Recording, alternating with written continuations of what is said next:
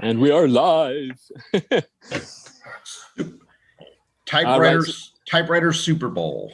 Yes. Right. So I have my fancy background here. Although, depending on the screen orientation, it cuts some of it off, but that's okay. No, the important part is there. Looks really good. Excellent. Thank you. I did it like 5 minutes ago. I use this. Go ahead. Although if you would have put a Remington noiseless back there, I would have been very, very appreciative, but I'll go with that. See, had I known you were going to be here. It was a surprise. It was. You need to thank Joe Van Cleve, because he, when we did our podcast, he promoted you and said that I needed to come on, and I'm here. Very good. I totally blanked on what I was going to say, but that's okay. So let's see who all's here. Okay. Everybody has basically been introduced. Everybody's doing well. Yes. Excellent. So the intro's coming in. So David, you might not be familiar, but we recently started doing typing prompts on here. I read about that. Okay. And in previous episodes, we had been doing,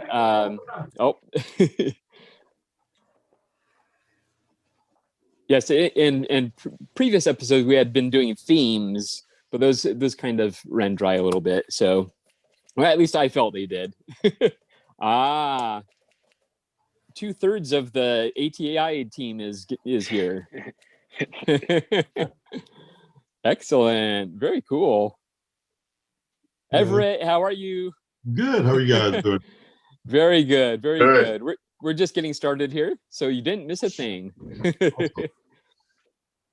I'm so glad you have the cow in the background. Oh yeah, she's my support team. Nice. Very cool. And how are you this morning? Pretty good. I was playing with some Excel documents, putting in some typewriters into an Excel document. Mr. David Torres we started talking about what is in an Excel document and how you make an inventory. So I was kind of putting information in there. It's kind of nebulous thing. So I've been playing with that. Excellent. You're inventorying your typewriters or his? Mine.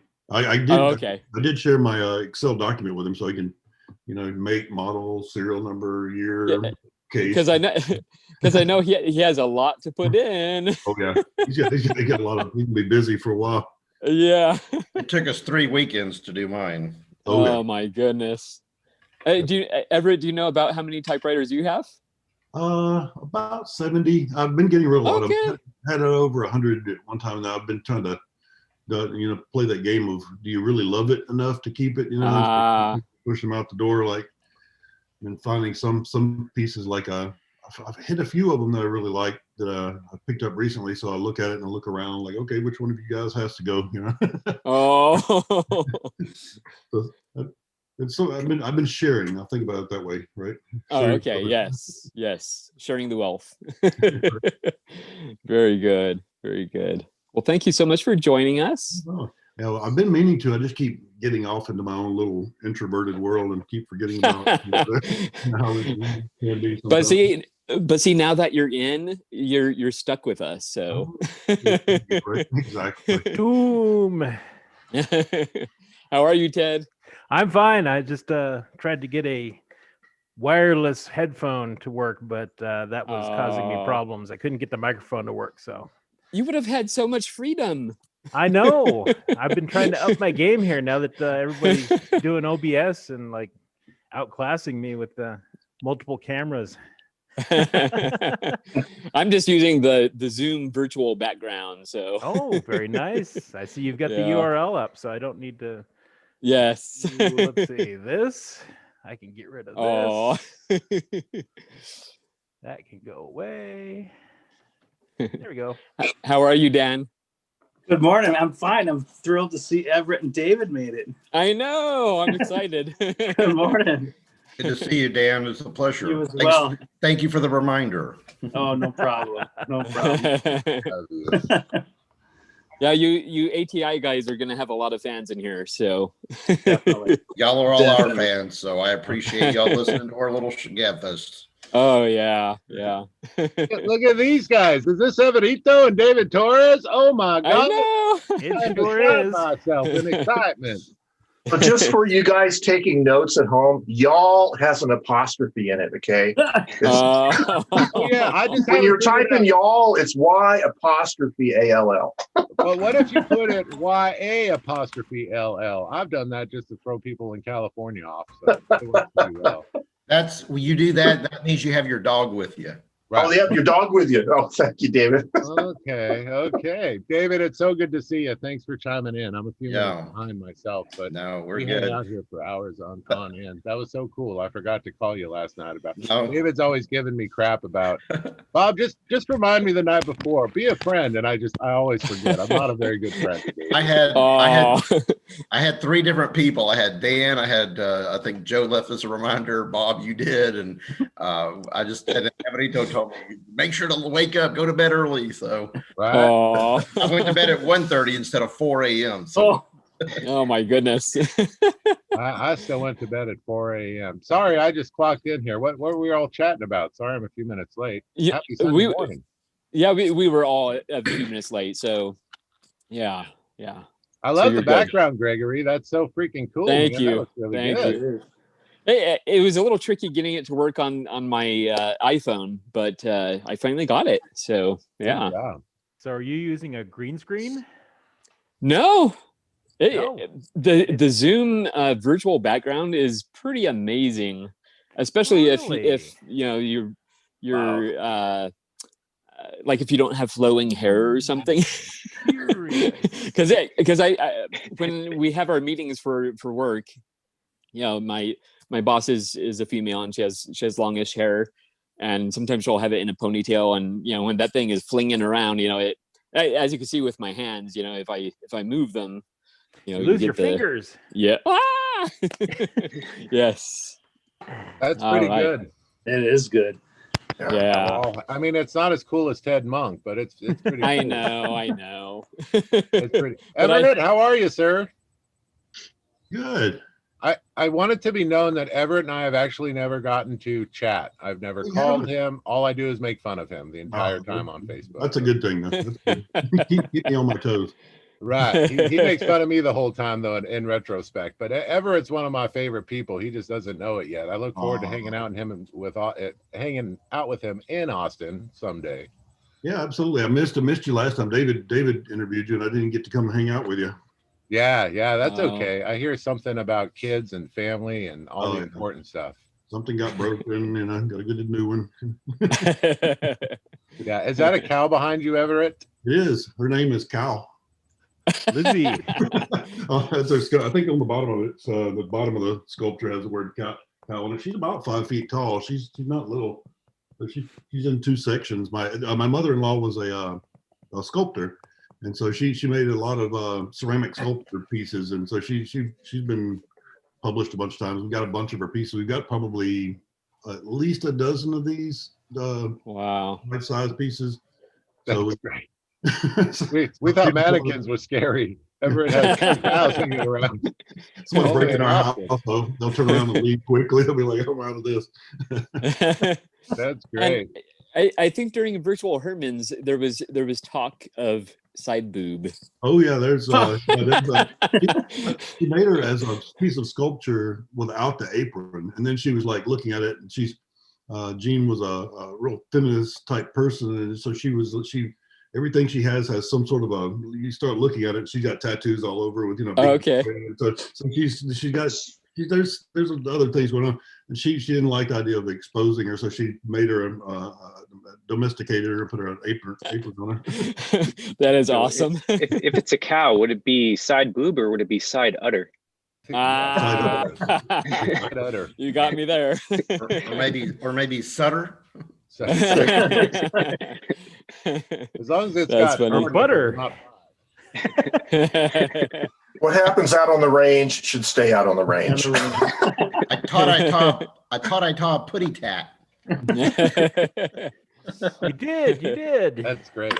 David, that background on your wall there is really freaking cool, man. I mean, I've seen pictures Yeah, of definitely. it. Seeing it behind you really does justice. Yeah, Well done. Thanks. A bunch of paint cans with some letters on it. That's so cool. That's so cool. And you had an artist do that for you, right? Or did you do that? No, I found it on Marketplace. I was zooming through and somebody says $50, and I said, well, that's worth it in Philadelphia. I'll buy it.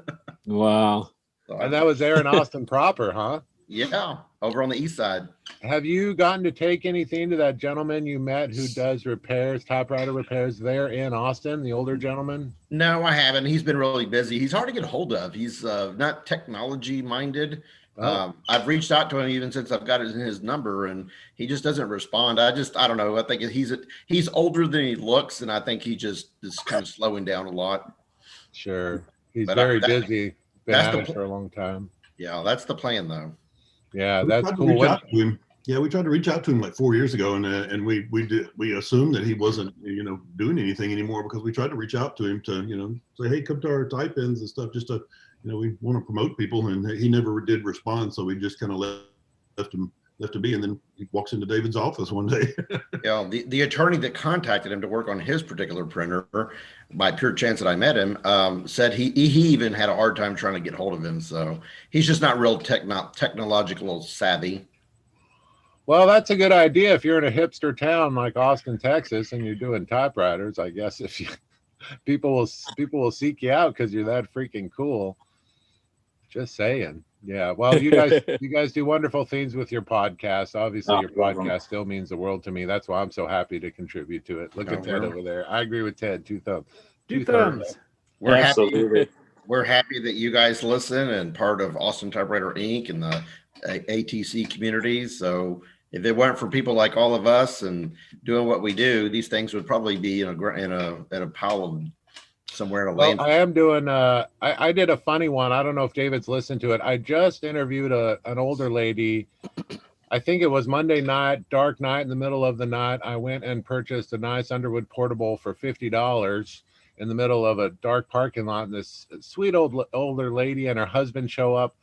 I think she's like 68, so I'm not going to say old lady. I apologize, but and she was a secretary, typing clerk. She was a typing clerk for Olivetti, and she told me this, and I was like, "Well, this is great." And I went home and I thought, we need to talk to this lady. Like, she knows. She worked at Olivetti in PA there from 70 to 77. So she shared some great stories about the age of the miniskirt and wearing the miniskirt and walking by these Italian guys, and who knows what they were saying to her, and all sorts of exciting things.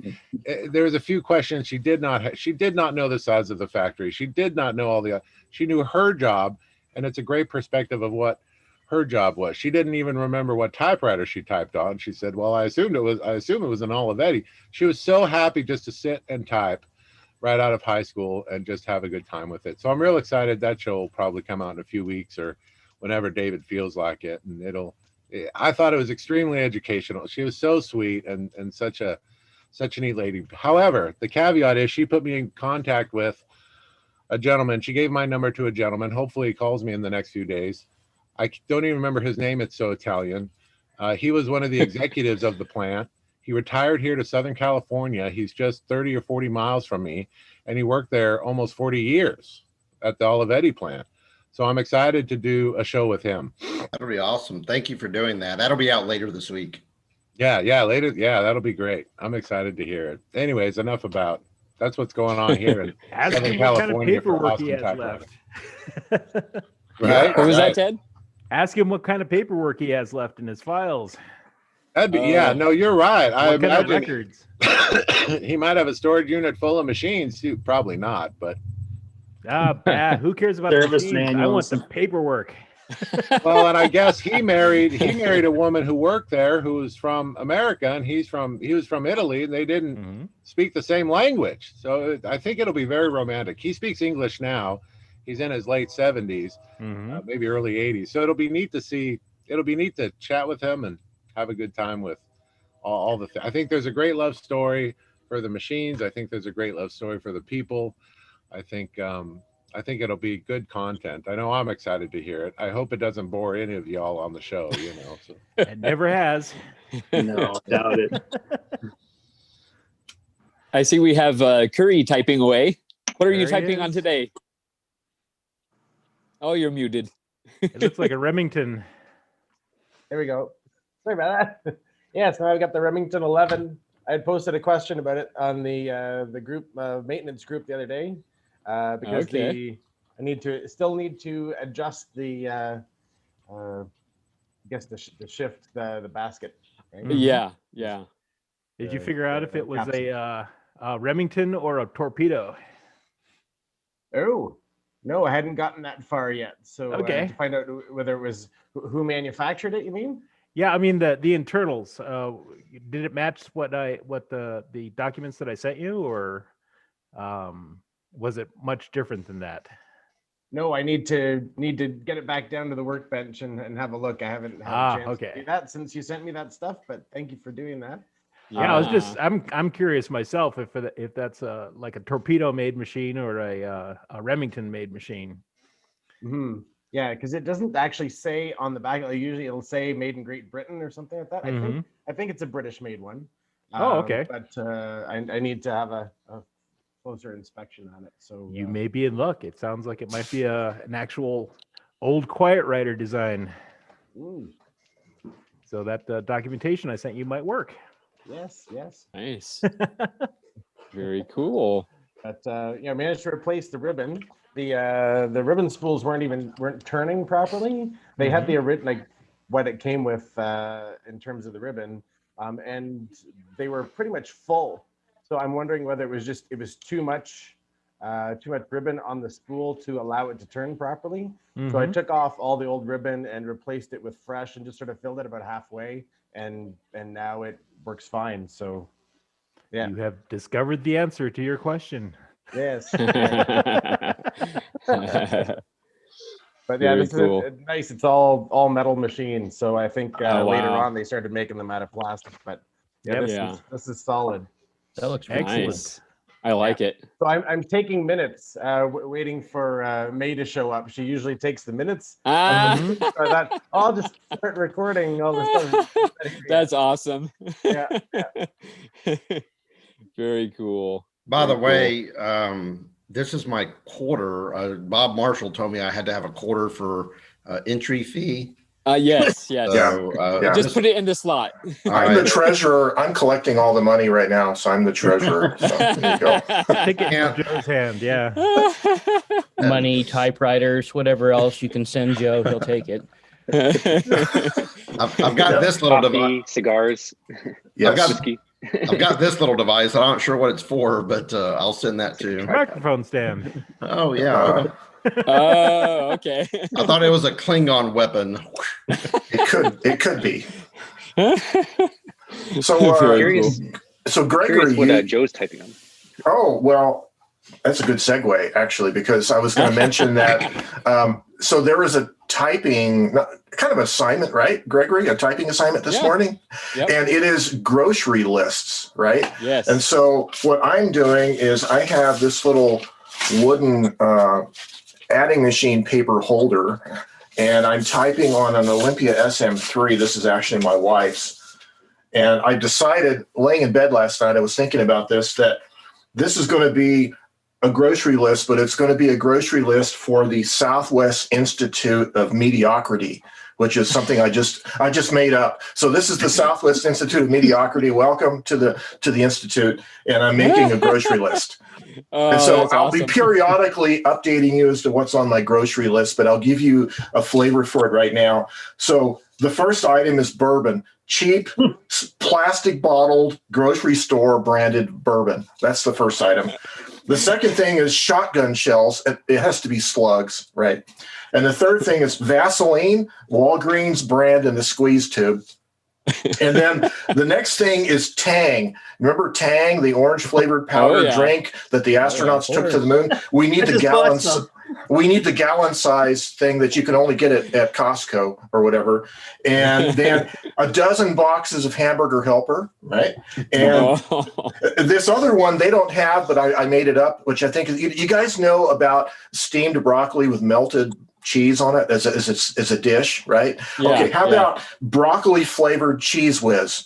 Don't you think that would be great to have on a? No. Or just like take like the little specks that are. Yeah. So this is right. So this is 15 cans of broccoli flavored cheese whiz, goodness. and then we need goldfish shaped ice cube molds because we're making adult drinks, and we got to have goldfish ice cubes. And that's it so far on the list. And I'm going to continue updating you from the Southwest Institute of Mediocrity here. And this is the Smith Corona Silent Super over here, of course, taking notes on it. So we have our grocery list. And when I told my wife this morning, I'm doing a grocery list, she goes, "Oh, will you make my grocery list and go buy it for me today?" So I might have to go grocery shopping later. So anyways, but it'll be kind of a problem trying to ask the clerk in the store, "Do you guys have shotgun shells and broccoli flavored cheese whiz?"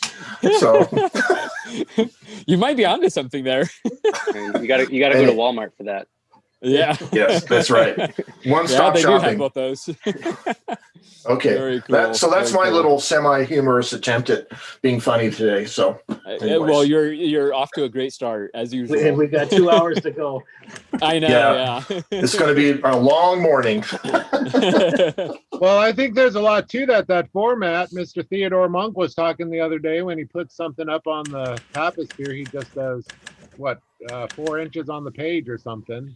Yep. Yeah. 4 inches. Typecasters margins. That's right. Let's see if I can focus on this thing here. I love that little stand for that paper. I remember the episode where you built that. That's really cool. Oh, yeah. I have a number of these stands, but yeah, there you go. That's the little thing. That's cool. And there you go. There we go. Yeah. I just have a piece of rope hanging from the window in front of my typing desk that I hang rolls of paper on. But yeah, that's all you really need, actually. So, people walk into my house, they go, "What's all the rope about hanging from the window? What's going on in this place?" All right. Just Let's give see, yourself enough rope to hang yourself. I know, huh? I see we also have Joao here. How are you? Good morning. I'm fine. And Good morning. you? Very good. Very good. I'm glad to see there's newcomers to the club. Yes. Are you familiar with Austin Typewriter Inc.? Oh, yes. Okay. And I'd like to say I enjoyed Everett's presentation on virtual hermits. Excellent. That was really cool. Good. So very good. Although I do paint typewriters and do things to them, but I only do the ones that have been look like they're about one step from the garbage can usually. I don't usually attack perfectly good typewriters. That's why I was wanting to show in that, because there are ways to use paint to repair these and to do touch up. There are good reasons for doing touch ups for sure, to keep some of these, like the alligator ones, especially the Royal P alligator ones, are vulnerable. That once they start flaking, that's just kind of like a cancer, and it just gets, oh boy. So I try to get the paint under there to keep it from going any further. So I was wanting people to know I really don't attack typewriters, but if you're going to do it, here's the way to do it. Right. Very cool. Worthwhile endeavor. Yeah.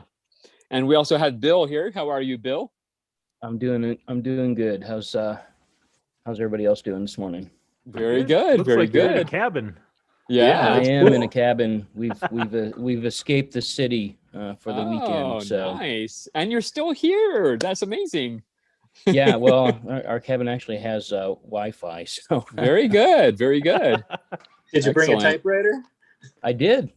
I actually have a letter I finished to yourself, Dan. I wrote last night. I've been knocking them out for people that signed up on the Pen Pals list, which I've never done before. So it's been fun experience. The ironic thing is, I forgot about my grocery list. So I was making a desperate attempt to get that started before I joined this morning, and I got a little bit of a start on it, so I might be working on that during our. That is perfectly fine. That is perfectly fine. What machine did you bring?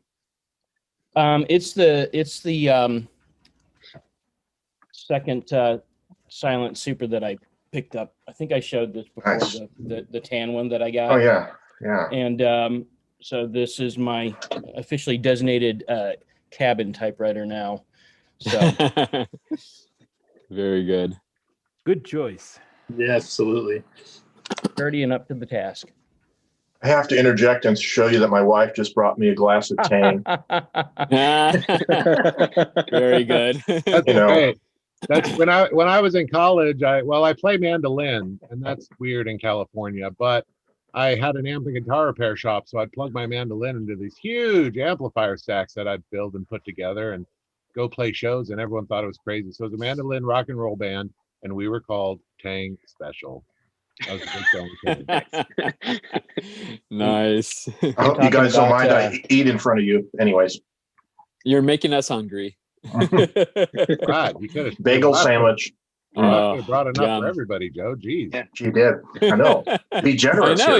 I know. David even paid his entry fee. Right, here you We go. were mentioning, Here you go, I think David. it was Joe last week that was mentioning band names. And I went to school in Lubbock, Texas, and I was surprised that I think my favorite all-time band name originated from a group out of Lubbock named Asparagus Nightmare. I'll put that on the list. that one's tops for me, and it's been there for a number of years now. So very good. There's a couple of bands in my record collection that have pretty weird names. Has anybody ever heard of Ultimate Spinach or the Peanut Butter Conspiracy? That one I have. I have heard of that. Conspiracy, I think. They're like 60s psychedelic bands. Okay. They always have weird names. There's Bubble Puppy. Yeah. Rocky Erickson contemporaries. Oh, very good. Death Cab for Cutie. That's a pretty popular one. Yeah, I love them. Them. Me too. I see we also have Indro here. Is it before or after dinner, Indro?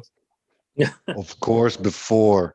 Maybe you ate early today. I don't know. No. It's 5:30 here, so we have, I have another 30 to 45 minutes before I have to start cooking. I'm always the one who's cooking. I know. And that's not just a Sunday thing. That's every day? Yep. Every day. Okay. What's on the menu today? Oh, it's fried rice. Okay. Very good. Fried rice with chicken. No, my wife, she's rehearsing, and during the week she is home at 7 in the evening, and I'm at home at around 6. So usually I'll start cooking at 6:30, and then we can all eat at 7. We have a slightly different rhythm than normal people. Yeah. Excellent. So when she's rehearsing 6 days a week. So that's Monday to Saturday. From what is it? I think 9 in the morning till 5:30. Okay. So it's snowing. Everything is white.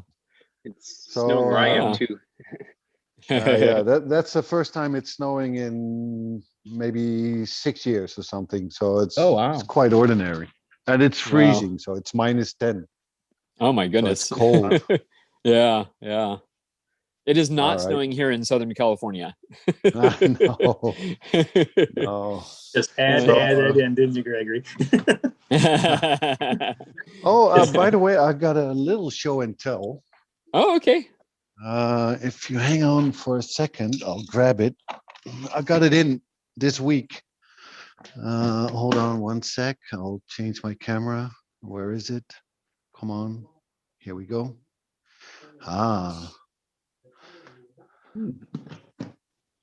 Let me see if I can open it with one hand. No. No. There we are. Oh, nice. Ooh, wow. Nice. Yeah, I only discovered that one knob is missing. Oh, okay. So the other one is here, but yeah, it's fine. It's pretty good. Right? Yep, the 2000. So Sorry? in a European style. So I got a 2000, 3000. I like the case. The case is pretty good. It needs a bit of cleaning, but it's still good. So yeah. So I got that one in this week. Very So nice. that's nice. And my carpet. Very good. All right. I like how you have the typewriter just there in the middle of the floor. Yeah, it was my desk is here downstairs. I have a desk. Oh, okay. So normally I sit here when I do some work or whatever, but I just put it on the side there because I just got it in. It's like they've called in the typewriter squad. Let's disarm this thing. It's in the center of the room. Everybody stand back. Yeah. Very good. Thank you for showing that. That's awesome. Yeah.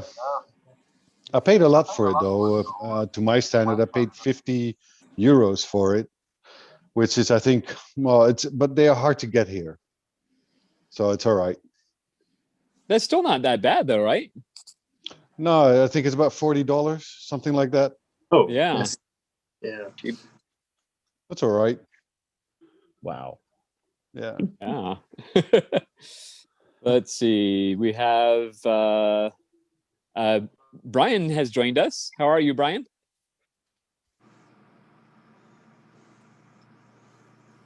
Can you hear me? Yes, yes. Hi. How are you today? Good. Oh, I like your logo and everything up there. It's nice. Nice Yeah, background. thank you. Thank you.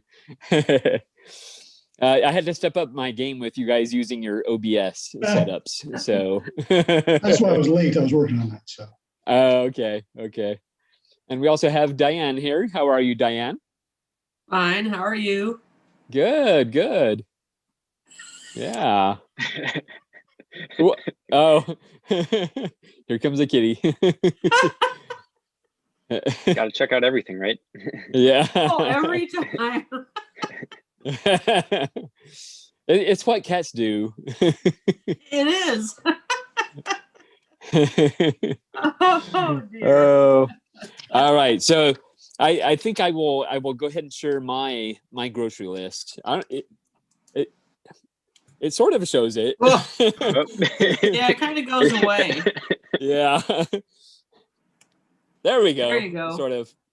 All right. So this is the actual paper that we use for our grocery list. We have it up on our refrigerator, a pad of it, and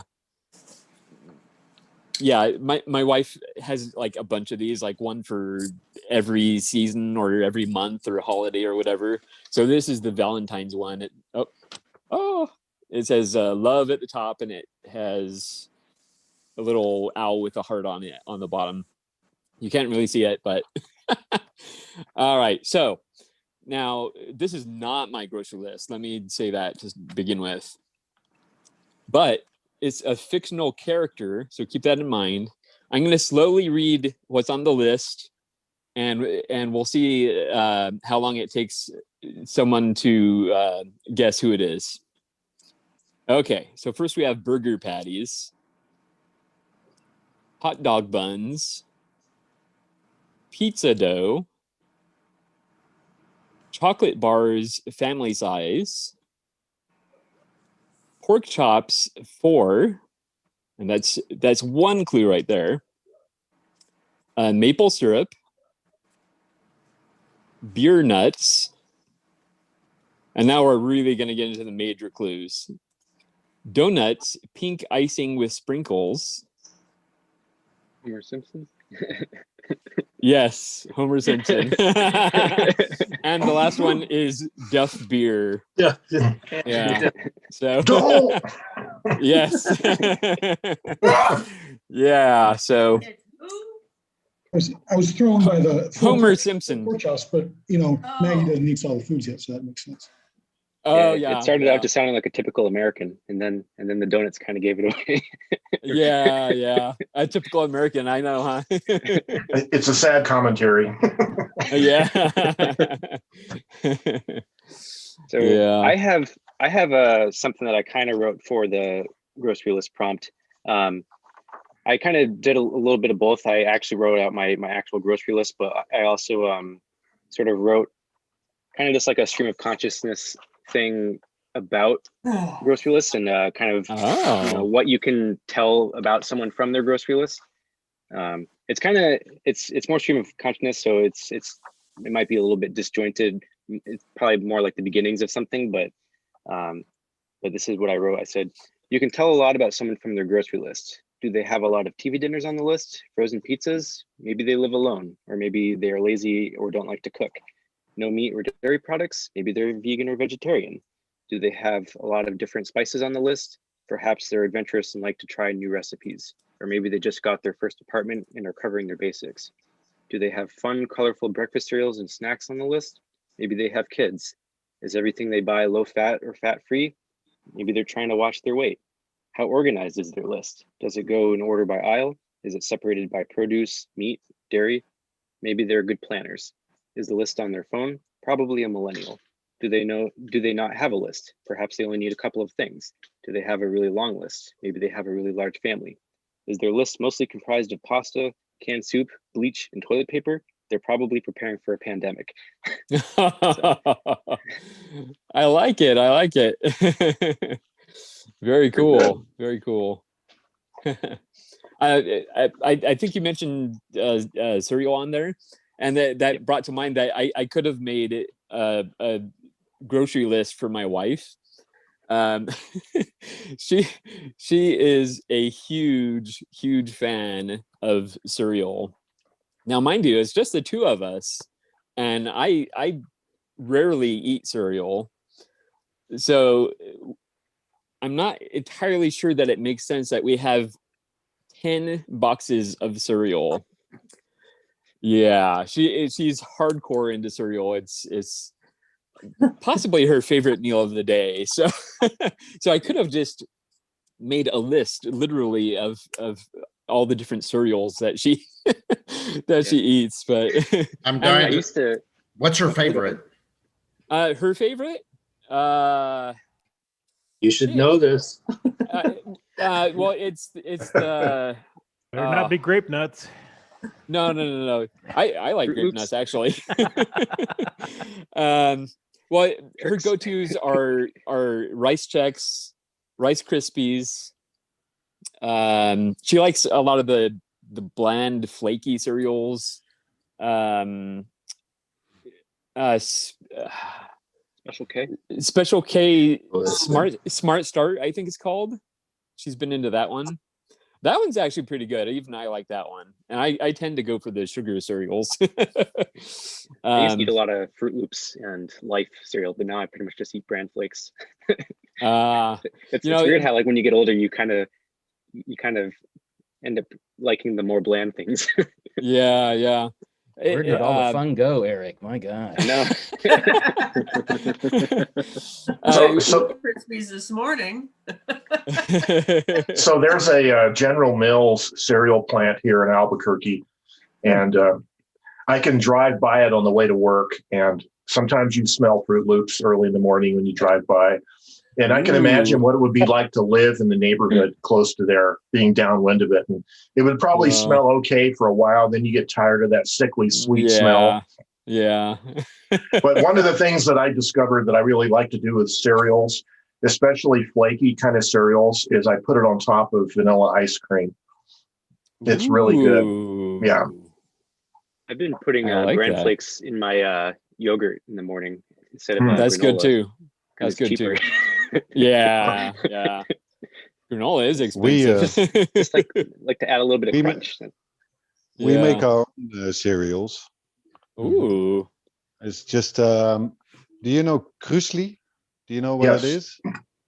So we make that ourselves. Just, I think it's just oatmeal, peanuts and nuts and honey. And then you put it on a plate and you chuck it in the oven. and then you have your own cereal with Wow. honey, and Indro, can put you're a everything tough in act there to you want. follow. Yes. Well, That's thank pretty you. cool. Well, it's healthy and it's cheap and it's better than from the factory. Yeah, it's natural. True. And it's very easy to make. It's nothing. But you know what? You can't beat Captain Crunch. Oops, all berries. It's amazing. It's one of my like dessert cereals. You don't like the roof of your mouth, then, huh? Oh man. Yeah. Blood. I remember like in the early 2000s, there was a lot of cereals that I used to get that were basically just cookies. Like there was I remember Oreo had a cereal. I forget what they called it, and then there was the cookie. I can't remember what they're called now, but there was one that was literally just Cookie Crisp. It was literally just cookies, little mini cookies. Yeah. And then there was Reese's Puffs. Yep. That's a good one too, but that makes your mouth bleed too. Probably why we have a diabetes crisis in this exactly. Yeah. all the kids just eating all the cookie breakfasts. Of course, it's okay when you're like 10 years old. Yeah, you burn all that sugar off. Yeah. I do have to say I really enjoy hot cereals, oatmeal, cream of wheat, hot dogs, chocolate malto meal. Hot dogs and milk. That's the best right there. Ooh. I think I've missed Joe's breakfast this morning. Yes. Yeah, he was having a bagel sandwich. Yeah, it's almost gone. All right. Does anyone else have a list they would like to share? I completely forgot because my list is on my phone. You're a millennial then. Yeah. I'll continue with my list. We left off at broccoli flavored cheese whiz, 15 cans, goldfish ice cube molds. Okay, Pimento Loaf. You guys remember Pimento Loaf? Unfortunately, horrible stuff. And there was also only from Hogan's Heroes. Oh yeah, and there was also pimento spread, which you would put it into celery sticks and serve it to your company, right? Remember that? Oh wow. And liverwurst spread. Now we're getting really bad. And Limburger cheese whiz. I made that one up also. Also, how about deviled ham spread, optional with pimentos, because I hate pimentos, so we're going to have everything with pimentos. And sardines. I like sardines actually. I like the sardines in yellow in mustard sauce, right? Okay. And then we have a general category we're going to stock up, because this is the Southwest Institute of Mediocrity. We're going to stock up with TV dinners, video meals, and satellite dishes. That sounds terribly mediocre. You should probably add Pepto-Bismol to the list. Yeah, we should. Yeah. And then we also need these typically American sliced cheese that comes with these individual yellow colored slices of plastic tasting cheese that are each individually wrapped in plastic film. And they include lots of yellow dye number 8. Yeah, that's typical American. Specific. It's oddly. You have to buy it with yellow dye number 8. It has to say it on the package, Ted, or we don't want it. I'm pretty sure that's the cheese that they used to make the middle school pizzas that I used to get. Yeah, exactly. And I'm pretty sure that they didn't take the plastic off of it. No, they just left it on. It adds to the body of it, and then also the generic fluffy white bread. We need some of that. It has to be like a store brand or an off brand. It's sort of like a spongy version of foam rubber. Now I'm hearing something that is really strange. David isn't talking. Or you're not hearing it. I'm enjoying all y'all's company. This is great. What'd you have for breakfast? Dr. Pepper. Oh, diet. Well, at least you're doing it right, David. It's diet Dr. Pepper. I don't normally wake up to another hour from now, so I'm just enjoying this camaraderie. Okay. We appreciate your presence. So Gregory, I can give you what I've got on my list so far. Okay, just one quick moment. We do sure. have a question in the comments from Lynn Johansson. Okay. She says, anyone have the technical manual for the Torpedo 18? She needs one. Nope. No. That's one I haven't been able to find. Okay. All right. Well, we tried. Let's see. I don't know. There's a later Remington manual that might be for the Torpedo design, but I don't know. So okay. Tell her to go to Richard Pult's site, his manual site, and look under Remington, and then look for the 60s Remington. It sort of looks like the one that Curry's working on right now, and have her look at that and see if that makes any sense compared to what she's seeing in her machine. So, okay, that is probably the best advice I have for that one. Okay. I put a extremely brief version of what you just said in the chat because I type like this, but and I did get my shorthand typewriter, but it's completely filthy. So yeah, and plus I don't have it handy. Otherwise, I would at least show it. But so, Gregory, how is your lessons in Greg shorthand? How's that coming along? It really hasn't. Okay, I'm just curious. I've actually been working on a project for work, and it involved practicing making something because at the end of this week, I'm doing a presentation for veterans about making paracord bracelets. So I had to learn how to make a paracord bracelet. So, and actually, speaking of veterans, that reminds me of David's project of writing, I believe, to military service members, if not veterans. You want to tell us a little bit about that? Yeah, it's a organization called Soldiers Angels. I joined it several years ago. I just kind of happened on it one time, just surfing through the internet. And so you go through, and it's a real easy process to join. I think you have to contribute a couple of bucks a month or so. And then you go to a database where people who are deployed will give you their address. It's changed a little bit over the years, but they give you an address, what branch of the military they're with, and you just write them a letter. Most of mine have always been one-way letters. I've gotten maybe 2 letters in the last 5 years. So it's really neat, though, to to write somebody, because I always try to imagine somebody deployed out anywhere in the world or under the water, and for them to receive a letter, because people don't write letters just in normal life anymore, hardly. We do, but maybe not, not people in the military, the younger folks. So it's just it's a really cool, it's a nonprofit. It's called Soldiers Angels. So okay. You just look that up online, but it's a really good endeavor. During this pandemic, I've seen so many people posting places like for retirement homes, nursing homes, to write letters. I've tried to do a few of those. It's just so hard to always find time to write letters to so many people, but when you can, do it. Yeah, definitely. Very good. Cool. I found where I had my bracelet there, so you could see there. This is the Cobra knot. So it has a little buckle there.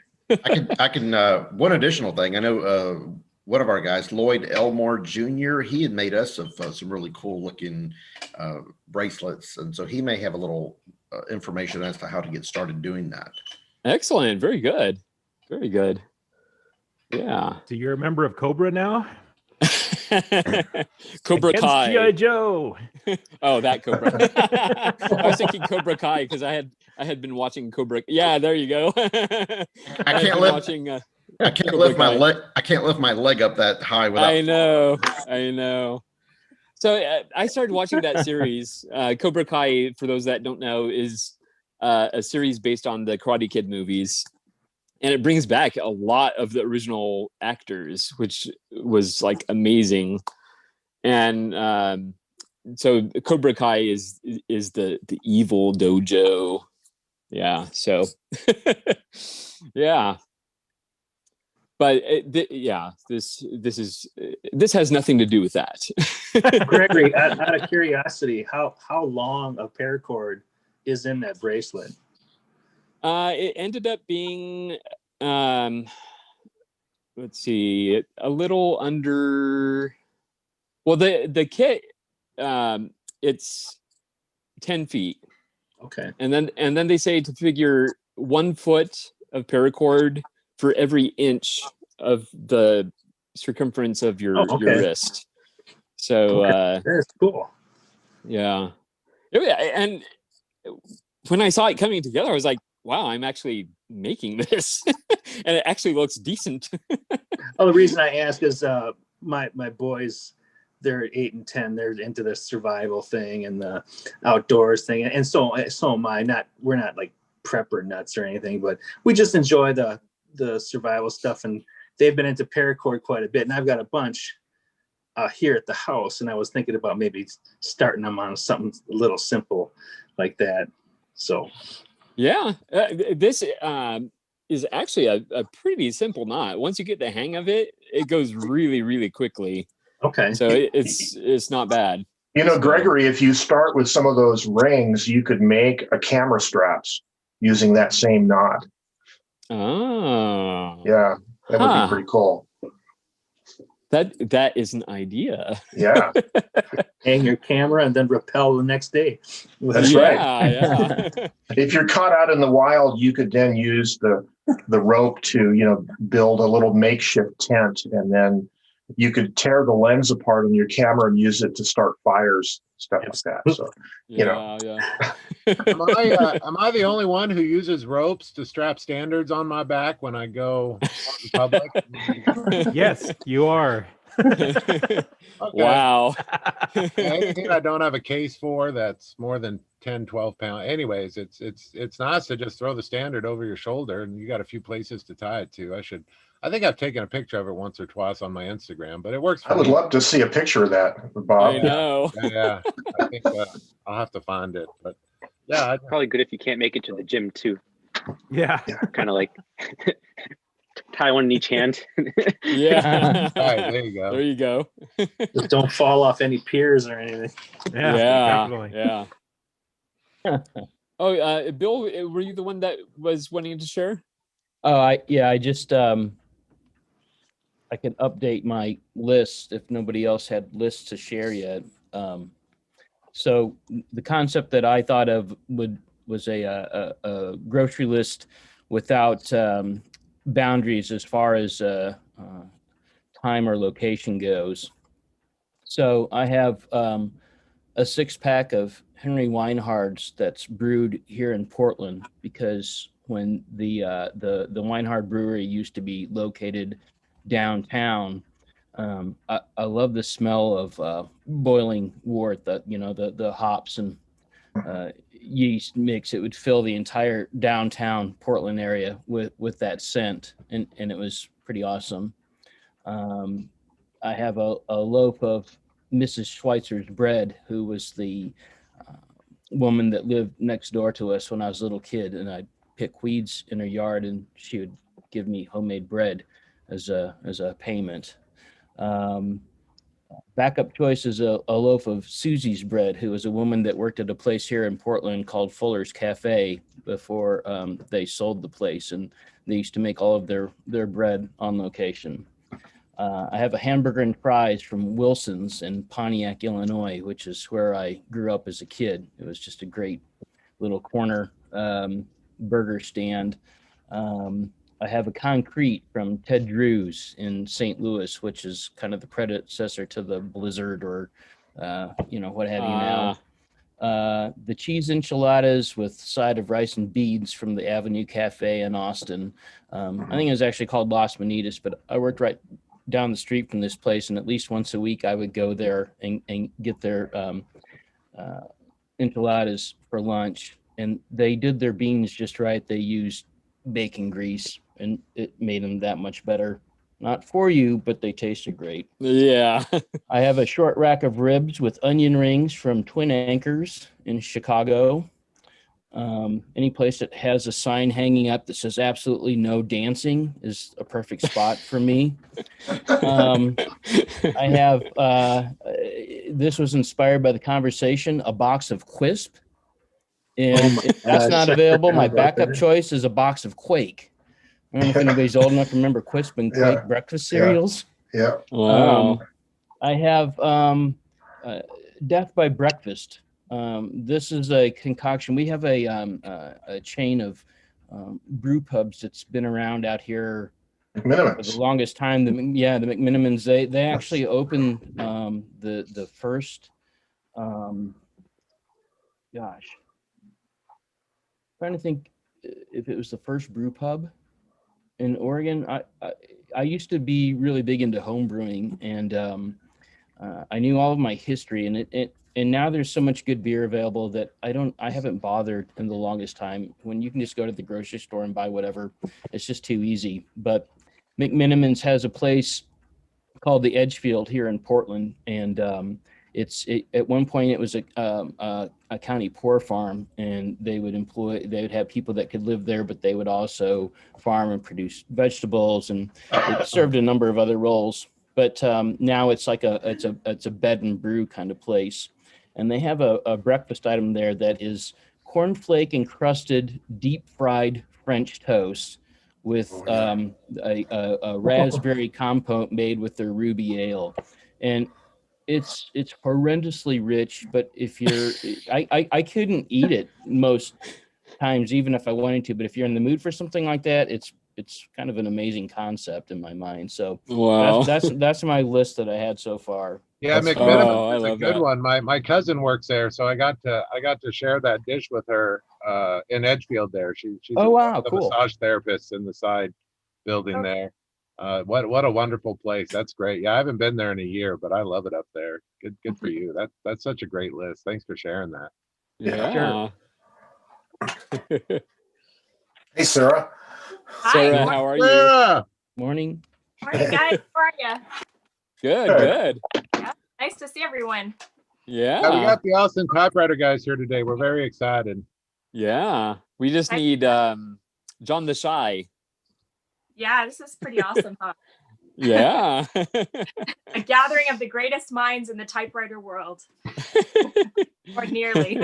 Yeah, I don't know what I'm doing here, but it's nice to be here with you. Oh. You're too humble, sir. Doesn't work often, but I try. So what are the chances of John the Shy coming on? I don't know. John is very, very quiet.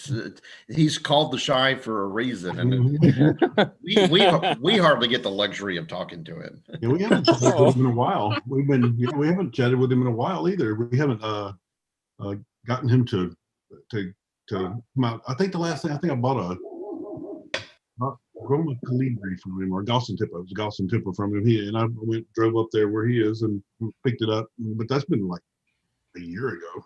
It's been a while. Oh wow. Yeah, it's been a while. I'm probably the biggest introvert on this earth. So if I can do it, he can certainly. There you go. I think that's true, Dan. I know that. That's a good. Dan, where are you located in Wisconsin? I'm in the southeastern corner, just south of Milwaukee, about 15 miles. And that's great. When you guys were talking about the hops and smelling the hops, we've got the breweries in Milwaukee, and every once in a while, if the wind is blowing south, you can smell the hops for sure, even down by me, which to some people, it's a not a great smell. I happen to like it, but and then to the west of us, we've got the Nestle plant.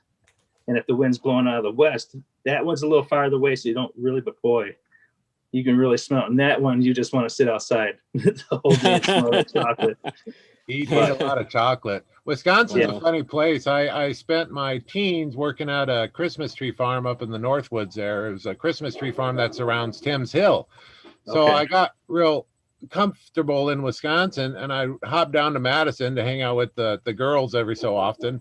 But I had never been to Milwaukee until last year. One of my illegitimate daughters was there. Oh my gosh, that's the best city in the freaking world. Why the heck wasn't I hanging out in Milwaukee before? I mean, that place is really built and really done up, and them poles and turns know how to build stuff. I mean, what a wonderful city. In the last maybe 7 years, they've spent a lot of money turning what's called the Third Ward, which is basically the oldest section of Milwaukee. And for years, it was let go to hell. And now there's this revival, and they've been dumping a lot of money. They take these old warehouses and factories and gut them and just do them, and they're just absolutely beautiful. I'm in the HVAC kind of engineering, so what I usually do is if there's a project comes along, I'll take care of the HVAC part of it. So I was lucky enough to be part of the building was originally called the Button Block, which eventually turned into the Brett Favre Steakhouse, and then had a fire in '92, and it sat empty for a long time. And they renovated it about 5 years ago into Homewood Suites Hotel. And it's just gorgeous. And I'm just thrilled to see, because for so long, from what I've been told, at least in the 70s, get rid of the old, bring in the new. And a lot of beautiful buildings just got knocked down. Yeah. And that has been changed, and Milwaukee's just really turning around. It's a little pricey in the Third Ward, but it's worth it. The food is great, and the buildings are beautiful, and it's a really nice experience. Yeah, I'm a huge fan. I'm a building mechanic, but for a living to make money. So I tend to geek out on buildings. It is nice there, that plaque though that they had Charles Schultz. Yes. The work he's done. It's kind of neat to stand in a parking lot where a parked car is and know where the first typewriter was invented. Unfortunately that building's gone now, but yeah, definitely. So Dan, I got a question for you about Milwaukee. The only time I've ever been there was 1978, and I went to see a rock concert in the old Milwaukee County Stadium the summer of '78. I think it was Cheap Trick, Hart, Ted Nugent, and whatever else, a Journey, I guess. Anyways, but there was a place we went to afterwards called the Safe House. Is the Safe House still? Yeah, I went to the Safe House in 1978. Yeah, that place still exists. Wow. All right, now, Joe, what's the password? It's been so long. I know you have to go into the little lobby with a bookcase and do some little thing, and everybody watches you on a video camera. Which back in 1978, having video cameras was kind of unusual, actually.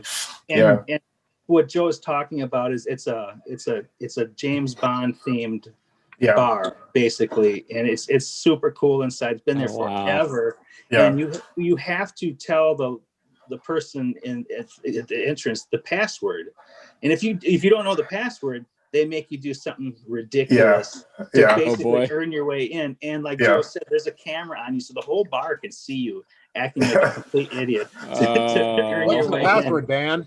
I'm looking for a safe house. It's like a pass theme or pass phrase. And I do remember one of the drinks on the menu was called the Spy's Demise, and it was something like a Long Island iced tea or something, but it came in a big red cylindrical glass with a fuse that was like, it looked like a stick of dynamite, kind of one of those silly drinks. Probably costed like $15 or something for a drink like that, but it was funny. Now, I spent probably more time than I'd like to admit there, and in the mid-90s.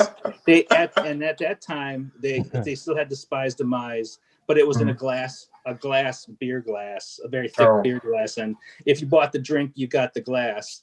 I still have it somewhere. I'll have to dig that up, but I think I still have that little. They used to give you a diploma, like for having gone to there or something, or maybe having drank the Spy's Demise. I don't remember, but I still have that somewhere. I think they do. But it's still there. I've driven. In fact, I drove past there probably 2 weeks ago just for work. Gosh, and as I remember, the building's front on the outside is supposed to mimic the original James Bond movie, the exterior of the headquarters, right? Even the street number, I think, is supposed to have the same number as in the James Bond movie. Oh wow! I remember, but it's tucked back on Water Street, off of Water Street, and you if you blink, you'll pass it and you'll miss it because it's not really. And there's a secret escape exit out the back, and it's really neat. It's a safe house. It's like a safe house, right? Yeah. And they do serve food. That's fun. It's really a bummer. They've got that large collection of typewriters at the Milwaukee. I think it's a natural museum anyways. It's a museum of natural sciences. This gentleman, donated 1,200 machines or something, but they have them all in storage. None of them are out. If you wanted to see a specific one, I talked to the curator when I was there. And of course they've got a Scholes and Glidden up on display. Oh, you're talking about the public museum. Yes. Yeah, the public, but they've got all these machines in storage. I think it'd be great to get obviously it'd take a ton of money, but it'd be great to get a grant and just have just one freaking typewriter room in a museum. Well, it's funny that you mentioned that, Bob, because they're planning on closing that existing museum and building a new one in a couple of years. And it's got a lot of the public in kind of a turmoil because there's a lot of cool exhibits there. We're hoping they move these exhibits, but that'd be a good chance for maybe to reach out to the museum and say, hey, if you're building this new museum, maybe incorporate a little chunk of this real estate towards the typewriters, because we could start a letter writing campaign, but I don't have $500,000 in a to throw it. Museums take so much money. They do. I get it. It's a wonderful place. They've got a butterfly room and all sorts of exciting things, but only one freaking typewriter, and it's kind of up on the second floor. And anyways, great place, but I wish they showed off a few more typewriters. I agree. Well, if you don't mind, I'll share my grocery list. I sent the PDF to Gregory because I didn't know how well this will show up. Probably not. It's typed on grocery bag. Nice. Cool. Perfect. Wow. I don't know. Gregory, is there a way that you could take that PDF and post it maybe somewhere? I don't know. I can post it in the group. So smart to do that. Good job. Anyways, this is my weight loss grocery list because I desperately need to lose some weight. So it's broken down into produce, refrigerated meat, frozen and shelf items. Typed on my old KMM. That's my favorite machine. So like apples, celery, salad mix, bell peppers, baby carrots, mini cucumbers, zucchini, chicken tenderloins, the frozen vegetable, broccoli, frozen cauliflower, a lot of the stuff that I definitely need to start keeping on hand at all times.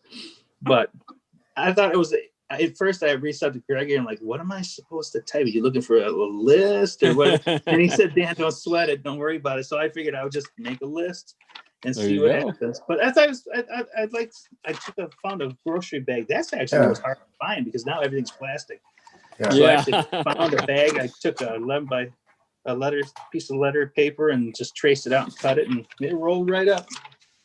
That was awesome. So comparing lists, Dan, I noticed what you don't have on your list is 25 cans of Vienna sausages. Yeah. With the clear jelly, the clear jelly that it comes packed in. Make sure there's extra clear jelly. I tried that stuff a couple years ago. In the other room when I was listening in, I was just laughing at all the crazy stuff you put on there. It's not done yet, but well. But good for you, Dan. Good for you, Dan. Good. Oh, thank you. Let me know if you ever want to talk losing weight. I just lost 50 pounds last year, so we can talk losing weight all day long. I've become I look at something when I gain a pound. It's age 23. My metabolism died, and it happened to the same thing to my brother and sister, and it's been a battle ever since. Well, I take it for every 5 pounds I lose, I get to buy another typewriter. So I just keep at Pretty soon there'll be nothing but typewriters. No, Bob, but lots of typewriters. Yeah. I had to tell David. Shadow of his former self. Right. I had to tell David, I'm a lot skinnier than when I met him last year in Austin. So It worked That's out great, well. Bob. Yeah, I'm having a lot of fun with it. It's definitely a lifestyle change, eating change, all the good things. So anyways, let me know if you ever want to chat about it. I will. I appreciate it. The tough part is, I think I may have mentioned, I've got my kids half the time with my ex-wife, and right. My kids, I love them dearly. They're good boys, but man, are they picky eaters. Yes. And and I grew up with a father that was much older than my mom. My dad was born in 1919, so he grew up in the Depression. Wow. And boy, you did not waste one shred of food. And that is ingrained in you. You don't waste anything. So for me to make mac and cheese and some fish steaks or some chicken tenders for the boys and they don't finish it, I have to literally look at that stuff and say, Dan, throw it away. Because it's not worth your health for 50 cents worth of chicken nuggets. But that's tough for me because I also happen to like the taste of it. I grew up Catholic with the same regime over my shoulder. No, I understand. Yeah, you have to look at the food and say, I'm better than that food. I'm going to throw it away. I don't need it. Yeah.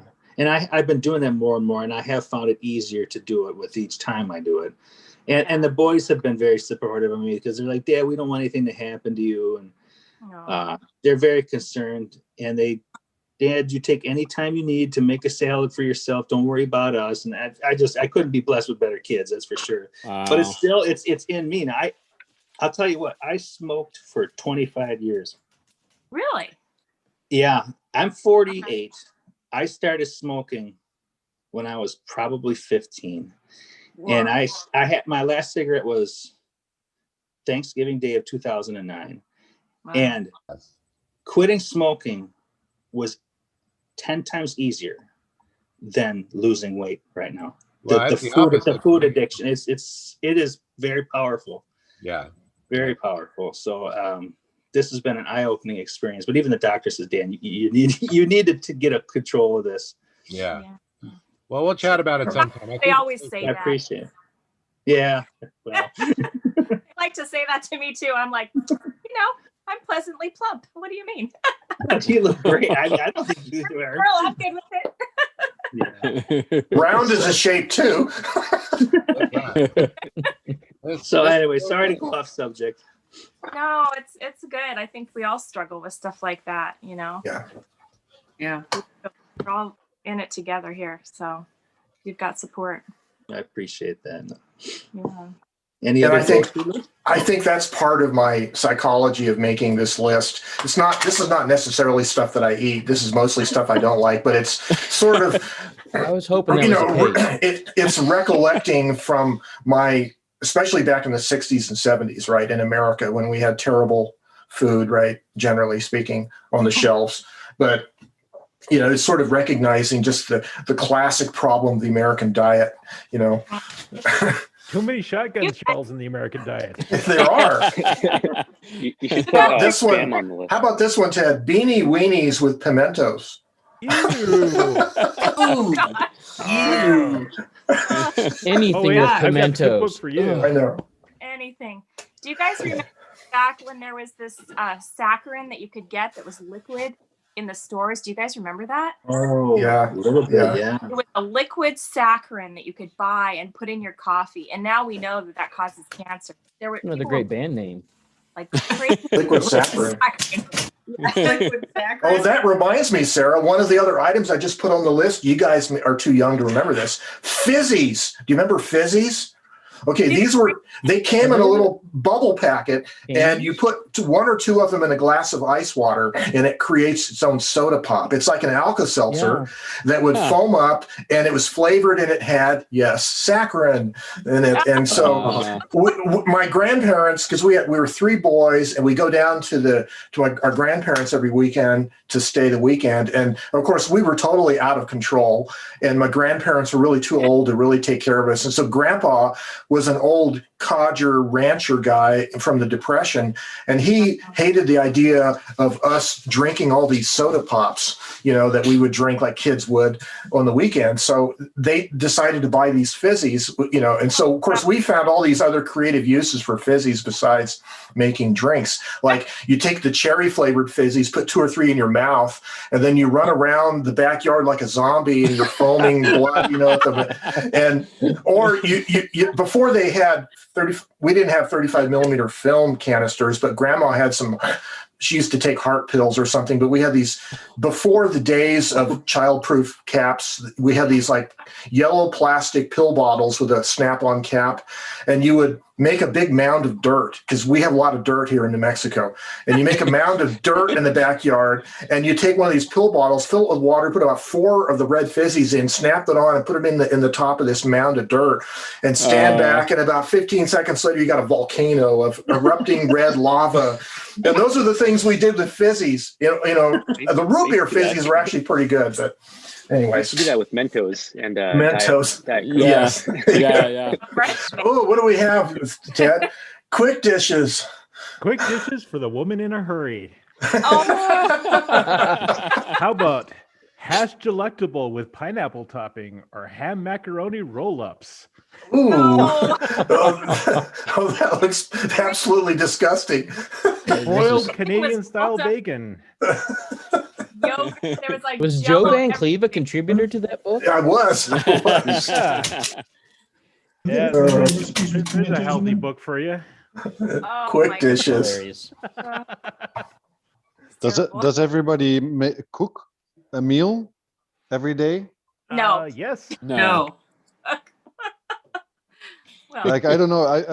To My me, wife it does. always looked like there is a difference between like Europe and the US. Maybe Xiao knows, but usually the Dutch, we always cook like every day, like potatoes and vegetables. Yeah, we do. Yeah. And then usually we the varieties that we make pasta, Italian pasta, or some Chinese wok like vegetables or rice or noodles. But I don't know how it is. Like if I look to the movies, it's like the US. It's like they drink a lot of cola, they eat a lot of pizza and cheese macaroni. I have no idea if there's like normal ordinary cooking like in Europe. I don't know. Yeah, there is, and there's even regional. Like here in New Mexico, we have a lot of traditional New Mexican food, which is sort of a blend of Native American and Hispanic food, and so making pinto beans or refried beans, and making tortillas and things like that are real common. Enchiladas and things like that, right? Sort of traditional New Mexican foods is real common here. And of course, the thing about New Mexico is you can also get green chili at every restaurant, even McDonald's. You can get green chili on your hamburger, because it's just except this year is going to be different because we're in the worst drought that we've ever been in, and there was no snowfall to speak of in the mountains, northern New Mexico and Colorado. So there's no water for the farmers this year. So there probably won't be a chili crop. I hate to say it. Oh boy. Yeah. But all of New Mexico fell the next year. Yes, that's right. But anyway, yeah. So yeah, we do cook actually. My wife does a lot of that. I work and she works at home. All right, thanks. I can tell you here in Texas, the drive-through is probably one of the most popular things. Yeah. But David, I see you posting all kinds of really good stuff. When you've posted these delicious meals, are you making those yourself? Some of them I am, but some of them are also pick and up. he never shares. He never shares. Give me it. No invites. No invites. Yeah. If you've noticed, though, in the last since January 1st, I have not posted any food because I got hollered at by some people. So. Oh no! Don't let them bring you down, man. No, it's good. I've been trying to do less of that, and I'm also like Dan. I'm going to try to lose weight. Dan, I'm going to contact you. We're going to get together and we're going to lose weight. Oh, nice. Let's do that for sure. club. That's Let's cute. do that for sure. Aw. Thanks, David. Good job, you guys. Well, I'll tell you, Dave, Yeah. you're really hungry for Mexican one day, and I just had to get some after I saw your pictures. So Well, there's in Austin, there's a Mexican restaurant about every 20 yards. So Yeah, Oh my I'm gosh. sure. So What I can't figure out is why in New Mexico Taco Bell is so popular, because it's so terrible, right? It's Wow. not genuine Mexican food at all, and it's people still love it. it's authentic drive-through Mexican food. Yeah, it is. Yeah, I think it's got something to do with the price. that's probably it. You Yeah. get like a taco for 5 cents or something. I don't, you know. No, that's true. I drive by a Taco Bell on the way home from work at night, and there was like 24 cars in the drive-through. Yeah. And this particular location, you have to do like a circuitous little zigzaggy drive-through thing, and there's all these big SUVs and trucks and trying to go through the drive-through, and it's like you guys could just go down the street to the other Taco Bell that's a half mile away and not wait in a 15-car line at this store. That's funny. Yeah, down here they have instead of Taco Bells, we have actual Mexican restaurants, but they're all like there was a chain called Filiberto's here. Yeah, we have that. They have that kind of red, yellow, green. Yeah. color scheme. Yeah. And here we also have like 20 other different restaurants called Right. Alberto's or Yeah. We have that here too. Yeah. Yeah, whatever yeah, we it have is. that. They're all with the same color scheme, and I think they're trying to rip off each other's. You know, Yeah, there's like customers. 20 different ones here in Riverside. And they all end in Berto's. Yes, yes. Oh, they're all pretty good. I think the thing with Taco Bell, my daughter tells me, is Mylanta and Taco Bell are the same price and have the same effect. So whichever one you want to. Yeah, the Gilbertos and Gilbertos and all the Bertos we have around here are pretty good, though. They do Yeah. kind of Yeah, like we- great pizza taco in New truck, York. I too. guess it's a California thing, but we have Miguel's here. That's our big Mexican restaurant, Miguel's Jr. It's a wonderful. I can't even. Yeah, it's amazing. My wife actually went. My wife actually went to school with the son of the family that owns Miguel's Jr. So, Corona? Yeah. Oh, yep, Yeah, yep. that's right. That's right. We talked about that. I went to high school in Corona as well. So right, just a few years ahead. Yeah, Yeah. there was a place. They're amazing. If you hit Southern California, Inland Empire, find a Miguel's Jr. That's the Mexican. Yes, Grab a yes. burrito. yeah. Although if you're in Redlands, California, I would recommend Cuca's. It's a little walk-up Yeah. Mexican restaurant.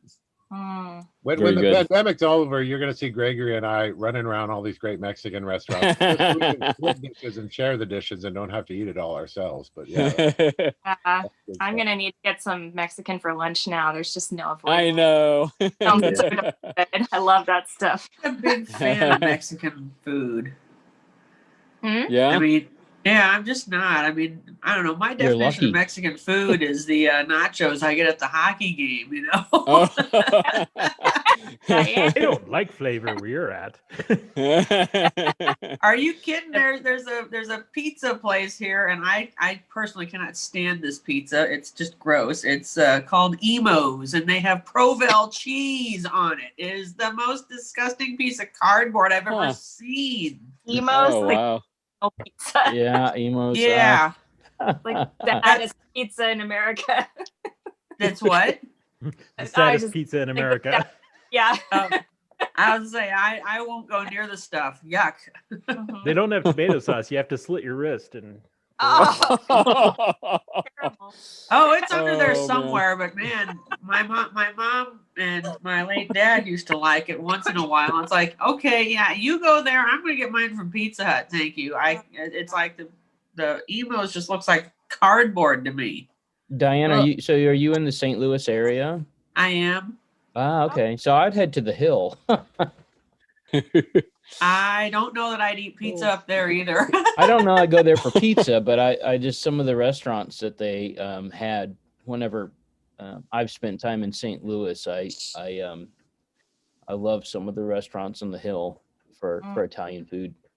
Yeah, I used to work in that area, but unfortunately, my job kept moving west, and it's like, seriously, I couldn't get to them over a lunch period now. Well, now I could because I'm at home. It's closer, but from work, no.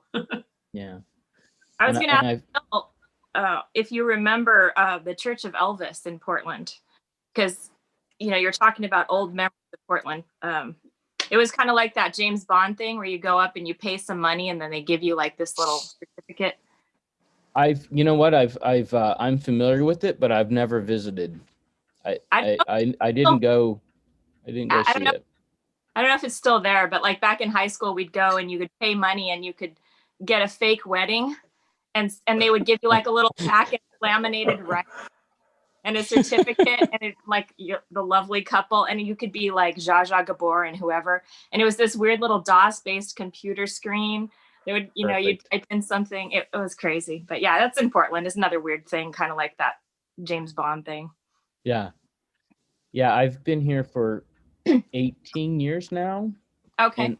And I actually moved from Austin, so. Oh wow. I feel for David trying to lose weight in that town, because between the Tex-Mex and the barbecue and there's so much delicious bad food there. That's a tough challenge. There's, like I said, restaurant on every corner, and now food trucks are the thing. Yeah. Yeah, I think Texas would be tough. My sister lived there for a while and had the same challenge. So yeah. I've got a grocery list that might have some better things than cardboard pizza. All right. Excellent. I don't know if they'll help lose weight or not, though. But so I'll read a few of them. So it was pretty silly. We were asking some friends of ours for some contributions as well. So we got fertilizer for the money tree. And then when you have enough money, then you need to go get everything shishi frou frou. Yeah, and then I asked my stepdaughter, I said, if you went to the grocery store, what would you buy? She said cheesecake, probably. So you got cheesecake, probably. Excellent. Perfect. And donuts. Nice. Impulse sushi. I don't know if any of your grocery stores have like the store packaged sushi up like where you first go in. Oh, that's the best. Right where you first go in, so it's like, oh yeah, you're hungry, so yeah, let's get sushi. So impulse sushi. Grocery store sushi. My son loves that stuff. Yeah, we had a COVID puppy. So my wife is a dog groomer, and it's like everybody's been getting puppies. Oh, there she is. So we call these COVID puppies. Everybody's been getting puppies to keep them company during this. How about 2 items or less? Put 2 items or less on the list. We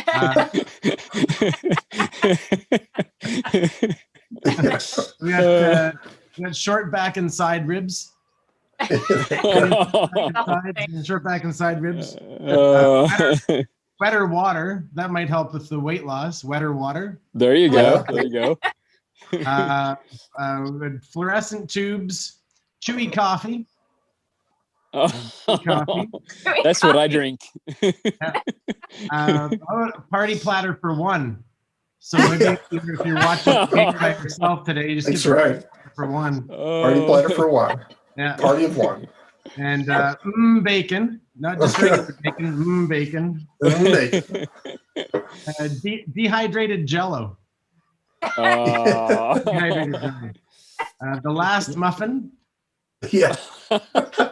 Last one. Hoarded toilet paper. Nobody thought of that one. Hoarded toilet paper. That's good. How about compressed whey-free curdled milk? Oh, yes. Gotta have that. Oh, man. Powdered milk.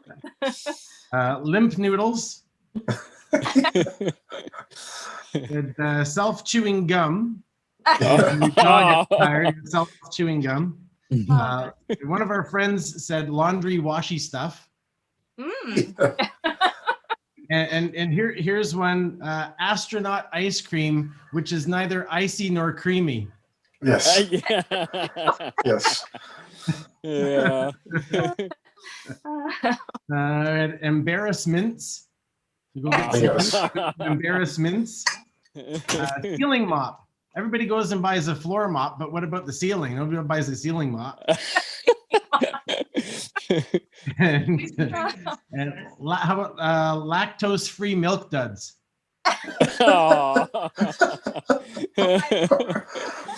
Oh man. And then my wife and I were out at a store yesterday. We were waiting in line to get in, and we heard this lady behind us. She was talking about how she made banana bread. Like banana? Who says bananas? My British relatives would say bananas, but it was so strange to hear it from just a Canadian no accent lady say bananas. I made banana bread. So I typed bananas, B''NAWNAS, bananas. And then how about stiff upper lip balm? Stiff upper lip balm. Gluten-free ice cubes. Gluten-free nowadays. Fat-free. And then finish it off, we had ready-to-eat frozen dinners. My dad worked with a guy at a school.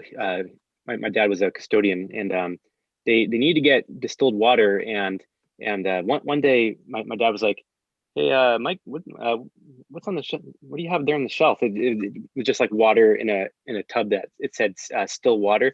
And he was like, "Oh, we're making some distilled water." And he's like, "That's not what distilled water means." It was just water just sitting there, and he thought that if the water was stilled, then it would be distilled.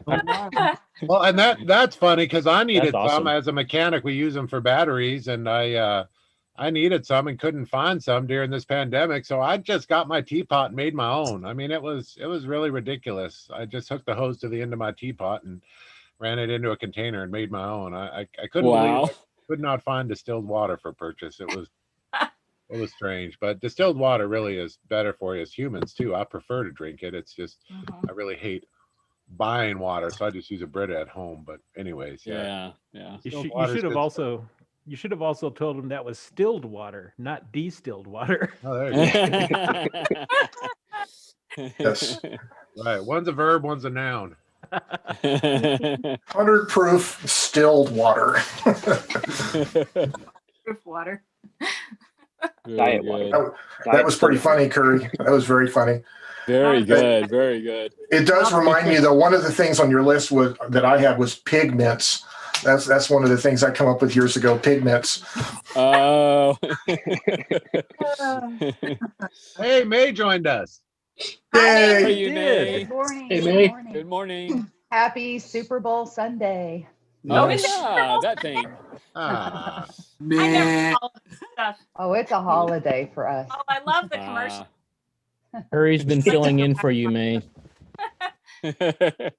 So who's He was doing playing the in minutes earlier. Who's playing in the Stupid Bowl? Tampa Bay and the Chiefs, Kansas City Chiefs. Oh, Kansas City. I don't have a favorite team. I just like watching the game and the commercials and all the feasting of junk food that we usually have. Yeah. Are they going to play lots of cheese dip and hot dogs? I've never been a big sports person, but my cousin is my cousin that I work for at the photography studio, and he actually photographs at the Super Bowl every year. So he's there right now, and he lives he has another house down in Florida, so he was already there, so it's kind of convenient for him.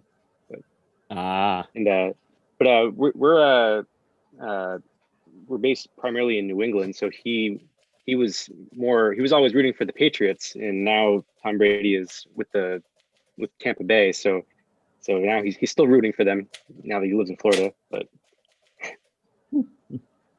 Are there actually going to be spectators for the Super Bowl this year, or I haven't been following it? So are they actually have people watching it, or is They it actually invited a bunch of of nurses and other medical professionals to the game. I read there's going to be about 25,000 people there. Really? Oh, wow. A lot of My people. goodness. That's I like a hockey don't know audience. how much that compares to how much they usually have. About How many about people do they usually have? 180,000. Really? So that's quite a Wow. bit less than. Wow. Like a small city. Wow. Yeah. That's a lot of people. Yeah, Yeah, a hockey game gets 18 to 20,000 basically. Mm-hmm. Yeah. So that's still a lot. Oh man. I'd rather watch hockey. Me too, but it's their day today, so they can enjoy their game and yeah. I guess it means soda and chips are on sale today. Better run down to the. Just kidding. I'm gonna eat some green stuff. I'm gonna be healthy. There you go. There you go. Crudité. Stick to the crudité, water, and dark coffee, black coffee. That's my trick. Lots of crudité. So there's gonna be Mexican food in there just for David, because I can't resist after this. Everett and I usually, after we've done a podcast or something, we head over to Flores Mexican restaurant, and they're starting to know who we are because we order the same thing. I get my 2 chalupas, rice and beans, and Everett usually gets some kind of a salad bowl. I get a taco salad. Nice. We've been sitting outside. All of the restaurants around here have picnic tables around the outsides now, so you can actually sit outside and then pretty open, and there aren't many people eating out, so it's kind of nice. Yeah, when the weather's good, it's nice. Oh yeah, right now it's pretty. Yeah, shorts and a t-shirt right now, so it's great. I was thinking about one of the things we bought a house in Tampa that was on Bayshore Boulevard's on the right side of Tampa, and it's got a big curve on it.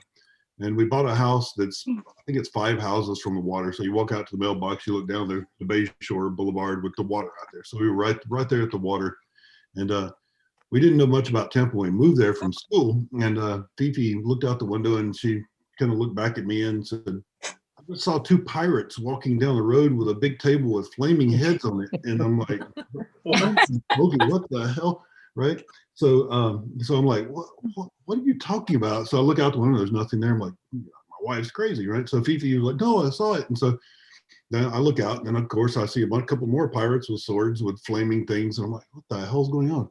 So we walk out, look out there, and there's a parade down Bayshore Boulevard called Gasparilla, and they had the Buccaneers right there on one of the floats. And so it was like, we walked out and there was this party in our front yard, and it's like, holy cow, what is going on? So Gasparilla was a huge parade, like it's Mardi Gras essentially for this pirate, but it was pretty funny. So every year we got used to it. My father-in-law, I've got a full-blown pirate costume in my closet now that he had, that he dressed up like a pirate every year. He was loving the pirate thing. So it was pretty funny. We moved into a party zone and didn't know it. Wow, that can be fun. Do they still have Warrows there in Austin, down on South Congress? Yes, I don't think they've closed. Which one? Warrows? No, they've been closed. They sold it. Yeah, they've been closing quite a bit of the places right now. It's a lot of these places have been folding quite a bit. Las Manitas closed, I think, last year. Yeah, I work over on the east side of town, which is East 6th Street, which is the party part of town, and so I work over there in the old post office that's been converted to offices and stuff. And we've got Cuvée coffee, and we've got all these breweries around us. If you need tattoos and alcohol, if you need tattoos, I'll get some beer first. So we've got. I'm in the good part of it. It's actually pretty lively. I've seen everything over there lately. So it's been. Yeah, Threadgill's recently closed too. They've been in business. Oh wow! Both of those are gone forever. That's wow. Well, every place changes, I mean, that's really sad, but I guess I shouldn't be surprised. I haven't been there in many years, but the last time I did visit, it's been within the last 10 years anyway. It had changed, significantly from, like I say, I left there 18 years ago. And so it had grown quite a bit. It had changed to more of a real city, I guess. And from 18 years ago to today, you would not even recognize Austin.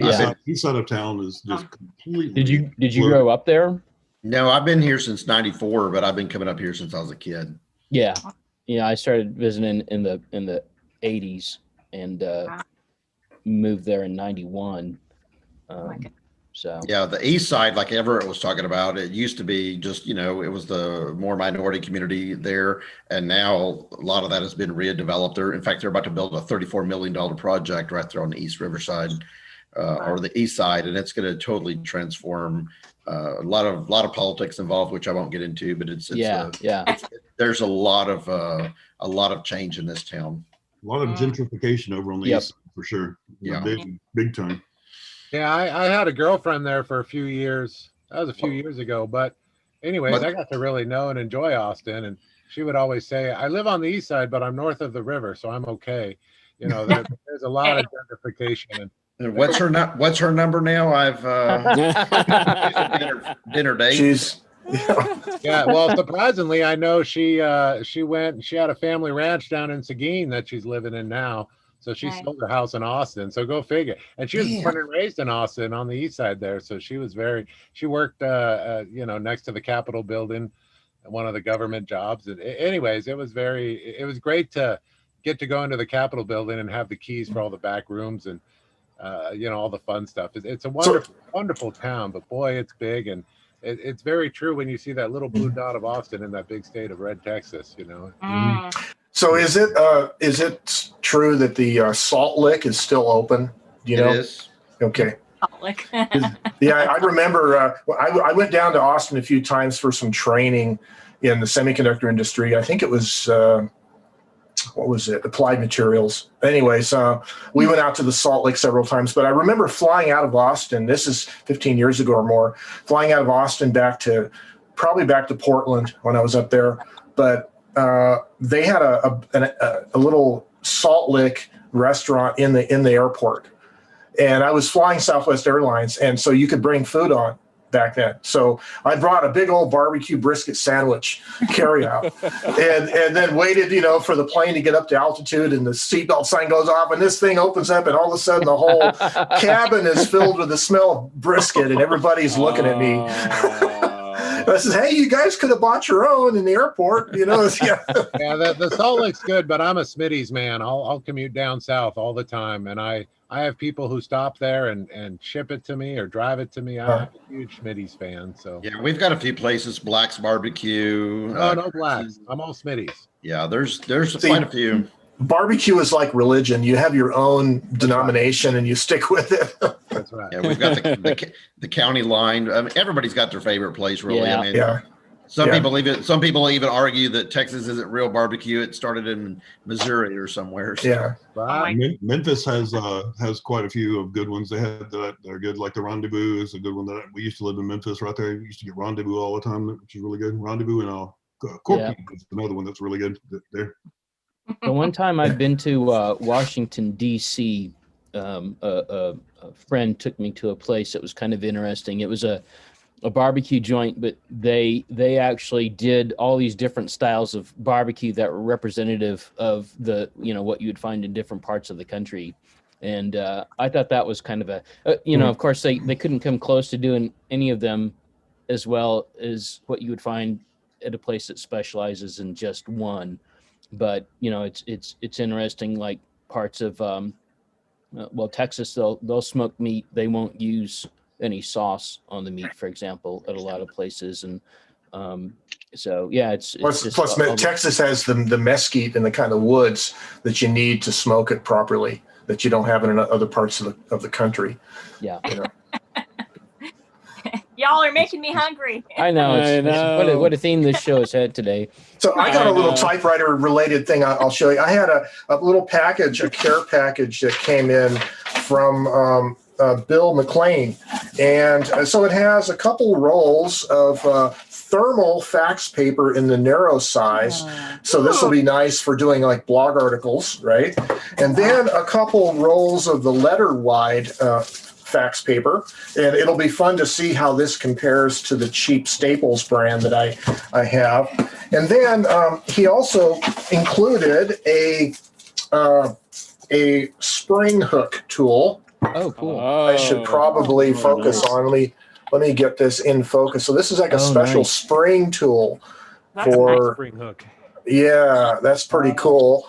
And then and then lastly, is probably the most rare item is 2 new old stock cartridges of Brother EP20 thermal typewriter cartridges. Ooh. Whoa. Which are really hard to find. They're like hen's teeth. So Wow. I'll probably be doing a video just about those soon, I guess. That'll be great. Yeah, Joe, I got that package off to you a few days ago. So Joe's been kind enough to look at my Speedy Spooler and give me his honest. Oh yeah, I look forward to it. That's cool. It's cool. You just put the little washers on and the screws, and away you go. Yeah, I got one. Bob's got a new video too for the collar types. You know, for the noiseless. So they'll work for the collar types. Did you guys see that? Did you see the video? Yeah, that was pretty amazing because noiseless is always kind of one of those ones that are a pain to spool and right. Solved it. It's always easy, and that was a big reason I put it together. I wanted to make sure that was available, but this will, you know, with this washer, you can put the collar on, and then you put the big washer on. So it'll obviously do any type of spool or reel. I mean, it's a spool once it has, but anyways, now you can reel up the carpet, and obviously this attaches to your drill, and you're all good. I should send you one of these, David Torres. You'd enjoy this for redoing your ribbon on all your noiselesses. Yeah. He would. But I've got it up for sale on eBay. I've sold a few of them, so that's working fine. You know, it's nice just to put it out in the community and know that it's available. This was something I needed that I made and put together. And obviously the hardest part is machining the all thread, you know, cutting it and then retapping and dyeing it, making sure it's, well, tapping it as it were. In Philadelphia, it's worth $50. That's right. I don't sell it for that much, but I appreciate the sentiment, David. Yeah. Hey, David, I got a surprise for you. Remember that young man that you enjoyed on the Austin Typewriters Inc. that I did, my son, Robert? Yeah. Yeah, he's right here over my shoulder. Come here, buddy. Come on into camera view. He's gotten a little bigger since last time. Oh, wow. Hello. Hey. Hi. Hi. Hi, good to see you. Can you say hello again? No. No. Remington. Hello again. Hello. Yeah. So this is my 14-year-old future typewriterist, and Joe is actually the one who Mr. Marshall recruited me on to the pens that I purchased for you. Oh, that's awesome. Yeah, so Robert's been having some fun with ink pens. He's decided typewriters are cool, but he prefers to handwrite. So That's good. yeah, he's been having a lot. But Joe has a lot of cool videos on YouTube too on how to do all that. But So what's your favorite pen? It's the fountain ink pen that my dad got me for Christmas. Do you remember who? No. Oh. It's so hard when they're doing stuff at home. They don't get to hang out in fountain pen clubs at school or anything like that. So yeah. You have a typewriter club in school? You need to start a typewriter club. There you go. Okay. Can't have to carry around the typewriters all day though. Yeah, you're busy carrying your drumsticks. Yeah. Yeah. He likes to play drums. That's his big thing, playing drums. Awesome. He has a good time though. Anyways, I just David was telling me he was a big fan of the podcast that Robert and I did together. So I wanted him to say hi to David. I asked him to come out and say hi to David and y'all. So Nice. Very cool. It was a great podcast, and it was a pleasure having you on. I hope you can be on some more. Yeah. yeah, that's a good one. We can do one. We can do one later. High school COVID / typewriters. Do you still like typewriters? Yeah. Okay. You think your Yeah. dad? Robert, you're into the Remington. Is it the letter writer or quiet writer? That's your machine? Noiseless. Quiet writer. Oh yeah. That you have at quiet home writer. at your mom's house? Yep. Right. I remember. That's pretty good. That's really good. Yeah. I found that 1951 quiet writer. I thought this is perfect. So he's been rocking on that. Do you write love letters to your girlfriends on it? No. I think you wrote a birthday card to your grandma though. Maybe you should. Yeah. There you go. My son would be rolling his eyes big time if I said that. He'd be like, oh, Mom. He's such a good sport. I've got a good kid. He's a good sport about it. That's good. Yeah. He'd be like, I'll have girlfriends, but you'll never know about them. And I'll be like, really? Yeah. Yeah. Yeah. Does anybody else have a list they want to share? Anyone? Anyone? May, what are you working on? I see you have your we'll call it the ribbon cam. The ribbon cam. I actually did make a real grocery list. Nice. So nothing. Do you care to share it? Really. Sure. Let's see if I can get it on my typewriter cam here. Typo cam. So a real. Oh, nice. Somebody was talking earlier about, what's on your list says a lot about you. Yes. That can be. So soy milk and cheese, or soy milk and cream, eggs, cheese, and butter, French fries and pizza. Very American, right? Breakfast wraps for those mornings when I sleep in. Salad, veggies, fruit, mixed nuts and snacks. Canned salmon and fish. I like eating that for lunch because it's fast and easy. Canned chili. I like putting chili on lots of different things. And beans. Coffee, of course. Of course. With that huge mug you have. Yeah. Chocolate. Very important, chocolate and gum. Oh, yeah. And then peppercorns. Pepper grinder. So this wow, is what a way to finish it off. I've never done one on a typewriter before, and I thought that's pretty neat. So I guess I need to keep a kitchen typewriter from now on. Lists and recipes, things like that. Very good. Did you have to do anything special to get the type to line up with the lines, or did you make your own? It's funny. I used this Brother JP1 typewriter, and the lines on my note paper actually are exactly double line spacing. So I didn't have to do anything special. That this notepad actually lines up double line spacing perfectly. It just so happened to work out. So this is meant for a typewriter. Yes. Get these at Michael's in the $1 or $2, section. Okay. Count in the comments we have Count Duckula. He says, "May, I love your shopping list. Nicely set out." Thank you. And then we also have 5 Wand Hall says, "I just bought a 73 Smith Corona Sterling, and I've been using it for grocery lists, so the family doesn't have to deal with my handwriting." I know the feeling. Oh, nice. Very cool. Well, thank you for sharing, May. You're welcome. Thank you for the idea. It was fun. Yeah. Just whatever to get us using our typewriters. And if we can have fun in the process or do something practical like an actual shopping list, then, so much the better. Yeah. Very cool. How about you, Sarah? Do you have any shopping you need to do?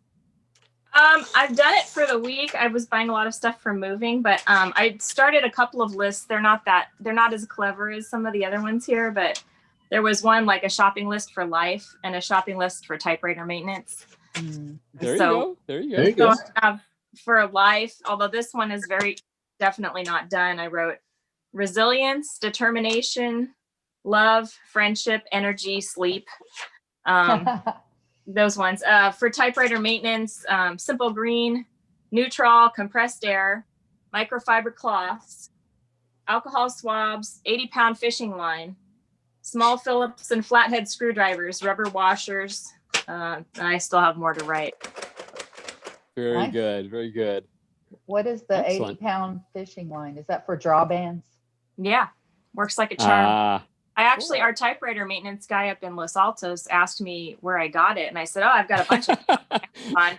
And I ended up I know. And he's done this for years. I ended up giving him like a whole bunch of it. And he's like, "Oh, no, that's too much." And I said, no, you'll need it. And I've got tons more. Like, I'll never use this in my whole lifetime. So works great. I picked out green because I happen to like the color, but yeah, it works great. Nice. Very cool. Takes 500 typewriters worth of fishing line to catch a fish. Does it? So quoted by Ted Monk, the right. Oh, I have another little typewriter thing. So I think last week, I can't remember if I shared this last week. If I did, just stop me. But so I got a postcard in the mail from somebody, and it has an O'Doul's beer thing. And I realized what it was it was actually cut from the carton of a beer, a beer thing. And he put one of these labels that I made a video about probably a year ago. He put a label on there along with an address label. So then it got me thinking, hey, I have Alaskan Amber, a carton of this, and this would I could do like a number of postcards now with this particular box. So I'm gonna. So this is like, don't throw away your packaging. It's instant postcard material. So there you go. Yeah, I was actually cutting up some of my wife's cereal boxes. I was cutting them up. So I think Mike Rao on the OTP, he was talking about how he was taking the stamps off of those the junk mail that you get, from people asking for money and to send back. He's taking the stamps off of those and reusing them. That was a funny idea. You could do that with your postcards, and then everything would be completely free. Exactly. Yeah. All self-contained. Very good. Speaking of stamps, I love that one that they send from the antique typewriter, whatever it is. From the Etsy magazine. This is that one. Yes. There you go. Love that. Isn't that beautiful? Mm-hmm. Every time I get it, I just think it's so gorgeous. I want to save it. Tyler Anderson worked pretty hard to find those, I think. Yeah. Mentioned that in the group that he had to go to, I think, 2 different post offices to find enough to mail out the latest Etsy magazine. Wow. So, yeah, they just add to the whole experience, I think, having those stamps. He puts his heart into it. He does. I can tell. It's a beautiful thing. Earlier on this morning, Curry was mentioning the something, I think he called it the maintenance workbench or something like that online. Is that? Is he still around? There he is. I see him. I'm here. I don't recall what you're referring to. So I thought it was a discussion that you and Ted had about you're mentioning your typewriter that you had in your camera view there. And yeah, so I had posted earlier this week. I was fiddling around with the Remington 11 here, and it doesn't seem to be too bad right now, but the caps in the lowercase aren't aligned. So I had posted about that, and then Ted had shared some stuff, but I haven't had a chance to go back down to my workbench with this and start. Okay. So I was thinking the place that you posted to was called the maintenance workbench. The Antique Typewriter Maintenance Group. Oh, okay. Is that a Facebook thing? Yes. Yeah. Yeah. Okay. Okay. Yeah, I just don't do Facebook, so I did briefly, but it wasn't for me. So that's not a judgment. It's just not for me. Yeah. Yeah, that's okay. That's why probably I haven't run across it. Yeah. Facebook sucks hard, but there's some nice people there. Yeah, there's things about it where they post little questions. People will put a picture of whatever it is, and then everyone will jump in and say, "Oh yeah, this is what you need to do to it." It's been great for me to be able to get all these tips and stuff. Yeah. So I think there's a way to hack Facebook and use it for your purposes, other than what it was intended for originally by Zuckerberg. But I think using Facebook for groups for specific subject matter like typewriters is a valid way to do it, as long as you're willing to accept the fact that it's best not to use Facebook for personal posts like most people do. Just use it as a way to connect to a group of people, and that's it. And never accept friend requests. Right. Don't accept any friend requests. In fact, when Facebook commonly puts up a little page of suggested friends, just close it. Mm-hmm. Just minimize it and ignore it. And then just use it as a group for that interest. And that alone makes it pretty usable without all the bad stuff. Yeah. If you have tried to friend me on Facebook and I have ignored you, that's why I don't accept any friend requests. I don't. Yeah, that's why I don't try to friend you, Ted. Yeah. I tried and failed. Yeah. It's the thing is Me when too. you get Maybe all my of friend that you want to everybody's crap in your feed, and you just don't Right. want to read Yeah. it. You just Yeah. don't want to It's deal true. with it. So It's true. It's all good.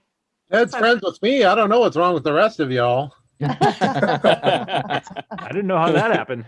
Let me unfriend you real quick. I did go out and find Bob's Instagram He's special. account and look through that, so that was fun.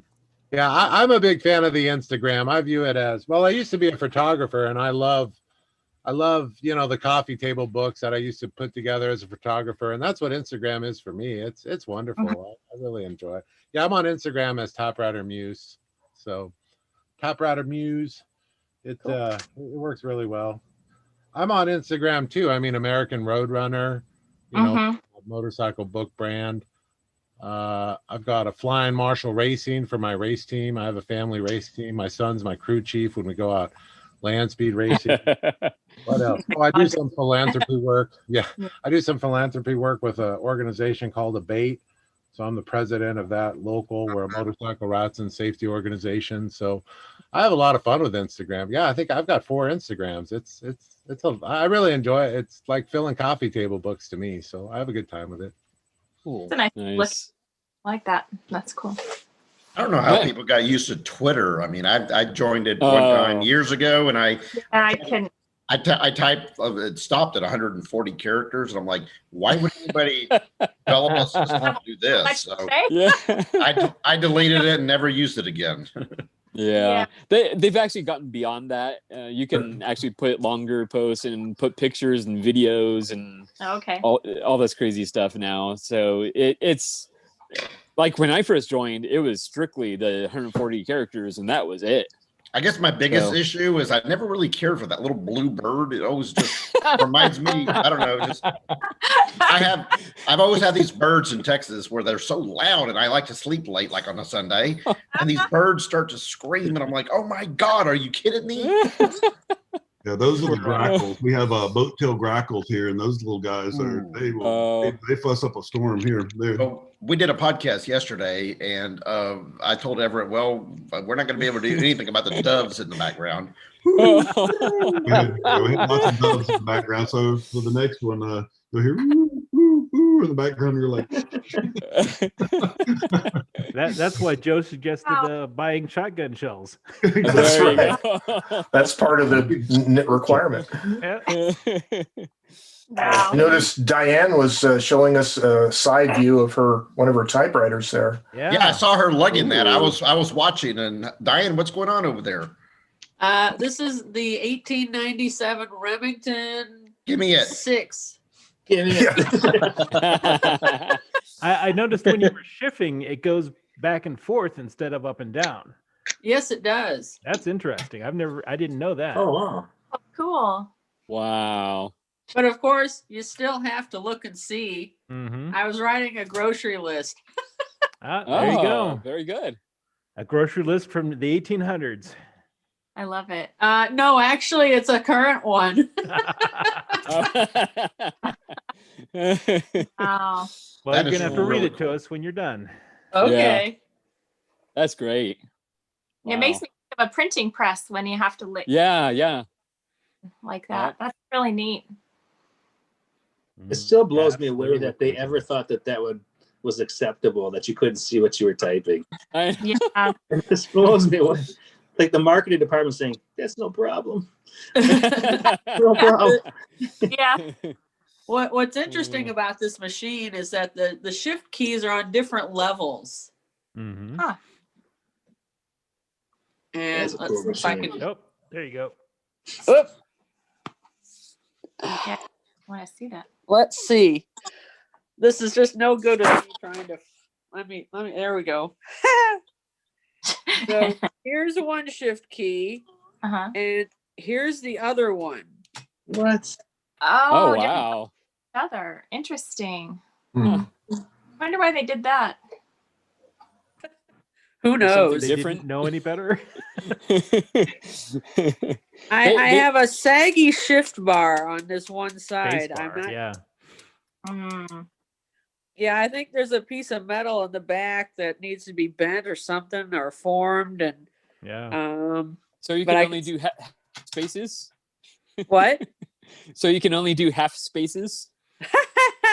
No, and this is actually the biggest printing typewriter that I own. It has the largest typeface. What size is the type? It's like 9 CPI. Wow. Oh yeah, large Roman probably. Wow. Oh, neato. Thick winter Ooh. socks. Yeah. Yeah, there you go. My grocery list. Heavy winter coat, ice scraper, thick winter socks. There you go. It's so cold outside. I didn't want to leave this morning. Wow. Man, I feel really guilty. I'm wearing shorts and no shoes. Well, to be honest, I am too, but I didn't want to leave the house. Yeah, but even when I go outside, I'm going to be doing the same thing later this afternoon. Yeah. Yeah. Nice. I love Thank that you for little, sharing that, Dan. I love that little horse up the back there too. Oh yeah. Good eye. Yeah, one of these days I'll dig out my lenses and actually put one on the front of that camera.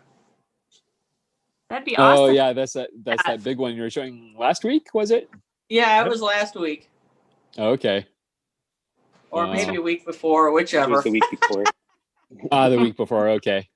Mm-hmm. What do I know? I just host this thing. The wonderfulness all blends together. It really does, man. You guys are awesome. You're awesome. We're thankful for you. Oh. Yeah, I feel really the appreciate typewriter all the work love. you put into doing this. Excellent. Mm-hmm. Has anybody procured any typewriters? Surprisingly, no. No. May, my goodness. I know. Not even May. Nobody's business. Got another new fountain pen. A new fountain pen? Yeah, another one. I've thought about one, but it's in Indiana, and I really don't want to be driving on a highway this time of year. I haven't communicated with the person. They have a Smith Premier 2. It's not cheap, but it's in decent shape, and it has a crank and a brush with it, and along with the base and the lid, and I guess there's a lid too. Wow. So I'm tempted, but I haven't said anything yet. I'm just like, I want to, but man, I gotta drive all the way across the state for that. Not during winter. I don't want to mess with that. Yeah. What do you that, Ted? What do you have, Ted? A power stapler. Electronic stapler. Ooh. Can you plug it in and show us how it works? Yeah. Swing line automatic from the 50s, I think. Thank you. As much as I want the cat to be on TV, or he wants to be on TV. I have to find a place to plug it in. Where am I going to find electricity around here? Yeah, you have every favorite outlet used, take probably. 220. Let's see. Here we go. Now I got to be careful because if I'm not careful, I'll staple myself. Oh boy. But, no blood on this show. Did I turn it on? I didn't turn it on. There we go. On. Oh, cool. It's nice because it's completely quiet until it springs into action. Whoa. And That's really satisfying, Ted. Yep. You can mount it to your desk. It's got 4 holes to. Oh my gosh. It's probably best that you do that. It's almost like an ASMR thing. You could do an ASMR YouTube channel with just stapler channel. Cool. Chunk. Oh my goodness. That's scary. Fate there. Don't do it. It's funny that it actually makes the movement that you would if you were doing it manually. That's exactly what it does. It's just a solenoid? electromagnet, a solenoid that just pulls the thing, pushes it up and slams it down on that side. So you find the most interesting things, Ted. You really do. That's a fun machine. It looks really neat too. It's kind of like a swing line stapler, but yeah, big chrome bar. And it just kind of makes it look like a 57 Buick or something. Yeah. Just say it looks like a car with. Yeah. It's like the station wagon of staplers. So that's about that's about the newest thing I've gotten so far. I love that it has an on-off switch for safety too. Oh, I don't know if that's safe, but it does have an on-off switch. That is pretty rad. Different. Let's see. Press to load. Looks menacing. It's got these teeth, and it's sort of like a I mouth. would probably unplug it before I try loading the staplers. Yeah. Safety first. Yeah, I think I'll put that on. Lock out, tag out. Put your lock on it. May be safe. Yeah. But I thought that was fun. So, this month is some kind of like an international letter writing month or something like that. Oh, And yeah. I'm not really participating per se, but I am probably going to be getting quite a few letters that I'll be obligated to reply to. But I was reminded that one of our local typewriter club people last year or the year before last gave me a whole stack of postcards. And these are all postcards from like Argentina and South America, places I've never been to. So, That's awesome. and there's actually Santa Fe, New Mexico. But yeah, here you go. Here's one that's actually local. Is Better Call Saul Goodman, attorney at law. That's awesome. Anyway, but most of these are from, South America, whatever places I've never been to. So it'll be kind of fun to mail these off to different people. Here's Bolivia, a Bolivian postcard,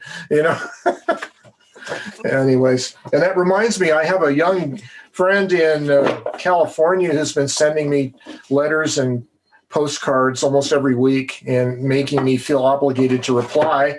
And so he sent me another letter with a Canadian coin in it. And now he says, I want you to write me back with a postcard.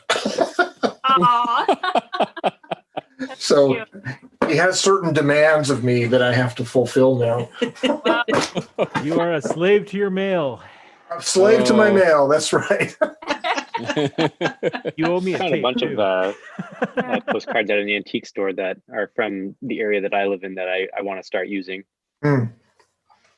They're all blank. That's cool. And actually, some of them I found were used, and those are always kind of fun to find and kind of read the messages on them.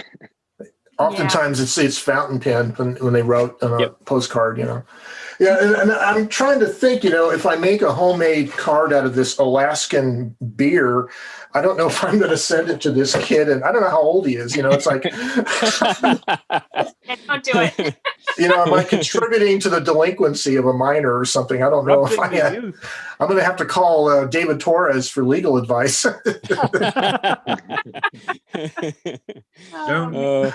Don't do it. Don't do it. I'll send him a Bolivian postcard is what I'll do instead. That's a safer bet. Yeah. The only typewriters in prison are those transparent ones, I think. Yeah, that's Swintex. I actually want to get one of those, but I have to justify with my other half the expense of a Swintex prison typewriter. There are probably better ways of doing it than ending up in jail. Yeah, there must be a better way than that. I think it'd be fun to get one of those Swintex and fill it full of contraband, so that way when you have it in jail, just shame here and you. That's funny. I think even the cartridges themselves, they had clear ones for those. Oh wow! Wow. Yeah. They pop up often. You should get one. Has anybody here? Has anybody here used? I haven't, but I think they're based on a Nakajima. They're made in Japan by Nakajima, so they're probably similar to the two Nakajima daisy wheels that I have already. They're just a little newer. Although I'll tell you, I work in a jail. I worked in 2 jails, and anyways, they don't use them. I don't know if it's a federal thing. I work in county facilities, and I've asked them, and they look at me like, "Why would our inmates need typewriters? Are you crazy?" So, yeah, okay. Yeah, it must be a federal thing, maybe. Yeah, I think so. It's interesting. I mean, I know they use it in the funeral industry. Maybe even Swintex Services, the funeral industry typewriters. I think I may have heard that. But I don't know. Yeah. Because they have to fill out death certificates and things like that. Interesting. I do know that there are Royal Sprites that are clear. For a while that they were making the Sprite style Silver Seiko 700s in clear plastic for the jail system. So you'll run across one of those every once in a while. Now see, Gregory's gonna have to get one for his royal collection. Yep. Oh yeah. My goodness. I think what would be cool is to spray paint the inside of the shell. Oh, right? yeah. Right. So that has that clear painted look, right? Yeah. There you go.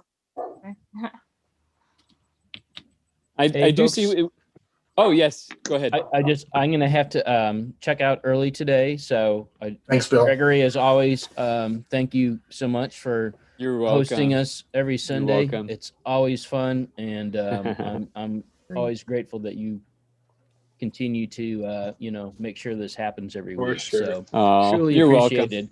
And Ted, I'm hoping to have my introduction for your Q&A finished and out to you for review today. So I'll keep my eyes open.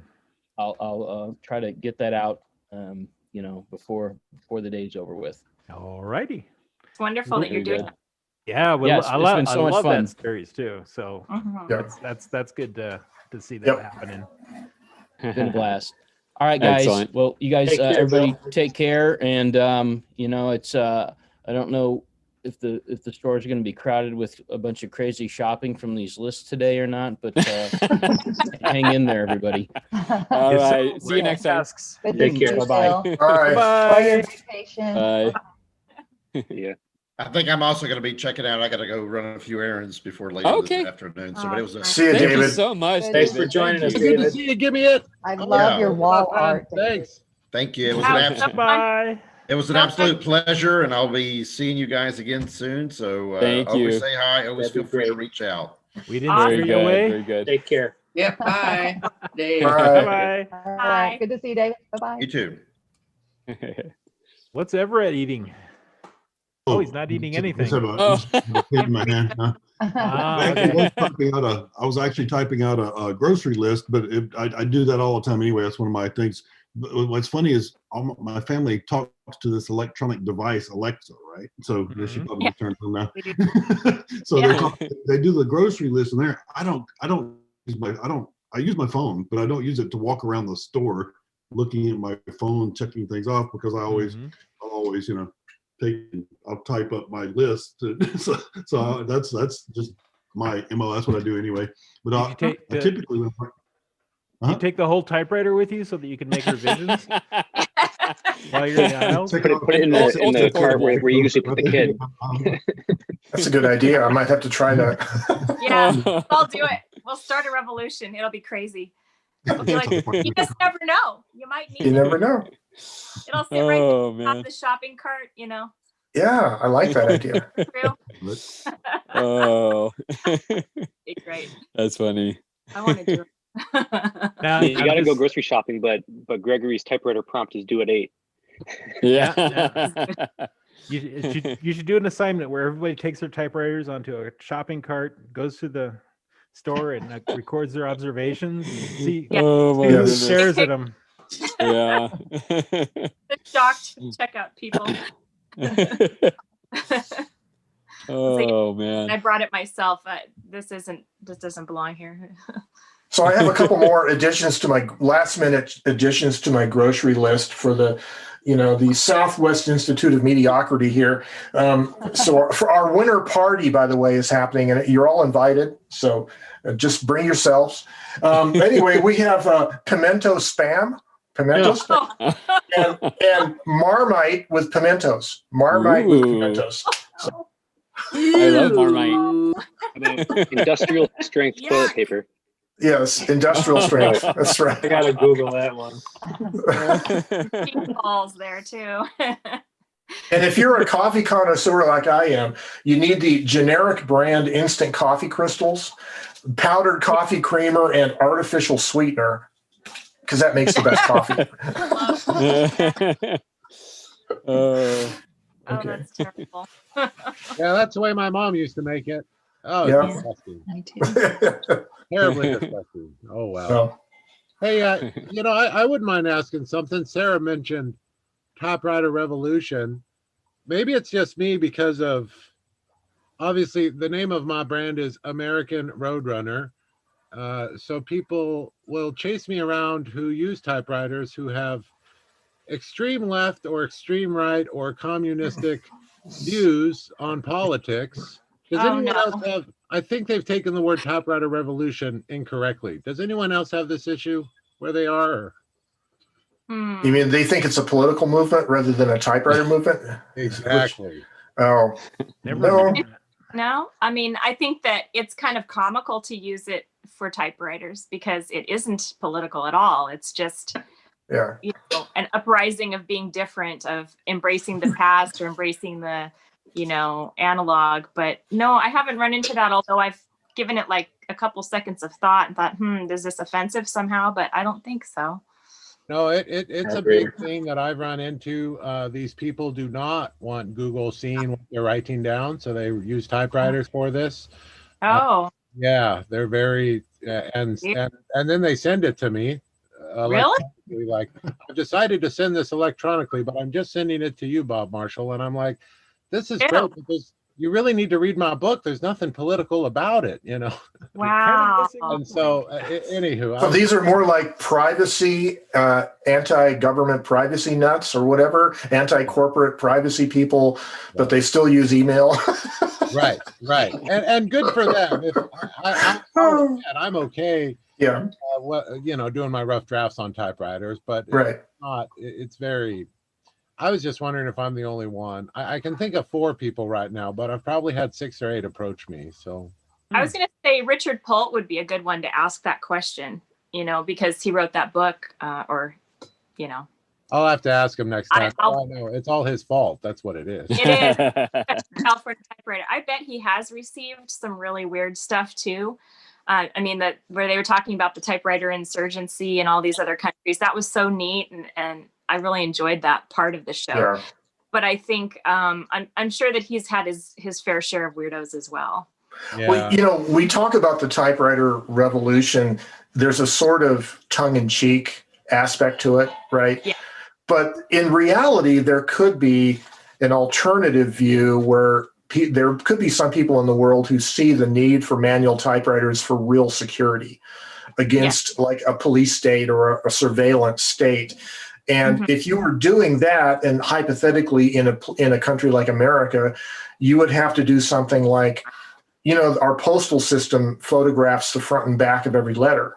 Right. And so there's metadata that they gather from like senders and receivers of mail, just like cell phone record logs tell you who you're calling. And there's a whole list of that, that they record. So you would have to do things like put mail, an address stamped letter into an outer letter and mail it to have an intermediary that opens the letter and mails it from Missouri instead of New Mexico to somebody else, right? You would have to have like an underground kind of a network to do that, to avoid the metadata being collected as the letters are being traded, mailed back and forth. And then if you get really crazily into it, you have to use gloves and make sure there's no DNA. Don't lick the stamp because it's, saliva. You get down the rabbit hole of conspiracy nuts, how far do you go?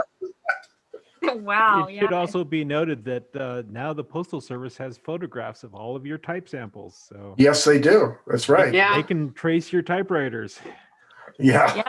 Oh, well. I saw a couple of episodes of Perry Mason recently where part of the solution to the episode was tracing the typewriters and one was like an italic font versus a normal font, and it was actually kind of cool to see that. I see a lot in Columbo episodes lately with my daughter too. I noticed in one episode recently there were a whole bunch of Selectrics, and they're like, no, it couldn't be this machine. It has to be a portable, a non-electric, whatever. And then the guy brought in a Skywriter or whatever and stuck it on a desk. So we love that, watching that show now just because of the typewriters. Yeah, Perry Mason. That was a big thing with the Unabomber. I remember the guy who owns California Typewriters. They figured out he was the one doing the maintenance on it, so he's the one who had to go in and do the type tests and have the maintenance records and go, well, it had to be one of these machines. You're right. And I think they eventually found the exact machine, but it was in a pool of machines. Yeah, that's fun. It is. I didn't know about that. That's well, I was just wondering, and again, good for these people. I wish they would read all my book or just some of my books to understand I'm not, I'm not far. Politics aren't a theme of mine. I reckon talking politics are like talking religion. I prefer not to. But they're very sold that I must be pro-communist or I must be a pro-extreme Republican or yay for us for taking over the cap. I mean, I get all sorts of crazy stuff, and I just go, you go be a free American, man, and do it the way you do it. I'm not too into it, so good for you. Yeah, there was a recent movie, and you guys probably know the title, but it was a lady who, it was based on a true story, a lady who was faking ephemera from famous books, like famous authors. They would find letters in the books, and she was finding these. And you remember that movie? It was just a few years. Yeah. Yeah, I don't remember. It was the comedian lady who was in it. Yeah. That was a really good movie, and then they had a lot of typewriters in there because she had to use. I wish I could say Kathy I'm sorry, Bates. or Kathy Bates, Kathy Bates, and she had to find typewriters of the right typeface to match the period of when these famous authors were writing letters to each other. She was basically faking the letters, personal letters of famous writers. Look that up. That sounds really cool, Joe. Yeah, I watched that movie Stranger Than Fiction that you were recommending, and that was really enjoyable too. What a great film. That was so wonderful. Oh yeah, that was a good movie. Mm-hmm. And I noticed we have iPhone Sue with us. Hi, Sue. Is that my name? iPhone Sue. I'm making all these little die cuts of little, I don't know if you can even see them, little typewriters. To make little cards. I get little rubber stamps with the die cuts. So then I'm just listening while I color and cut these little typewriters. Cool. Sue, I got your letter the day before yesterday. Thank you. Good. Yeah, that was sweet. I got your cool one. Yours was so cool. It took me a while to write back because I knew I couldn't meet the cool factor. He raised the bar. He raises the bar. Yeah. He's got a high bar. I copied one of the VMail. I went into Adobe Illustrator and kind of copied one of the VMails from the 40s and kind of copied it, turned it into also Typewriter Ink one, and kind of changed all of the graphics on it. I should upload it. I created it as a vector graphic, so it can be plotted. It's a very small file, so it can be it's all shapes instead of rasters or anything. I ended up just copying and then fitting to print to size just the old airmail envelopes and just making my own. I mean, I bought some used old ones that weren't used, and I bought reproductive ones, and I thought, I can just make my own out of copy paper. Mm-hmm. So, yeah. They look cool.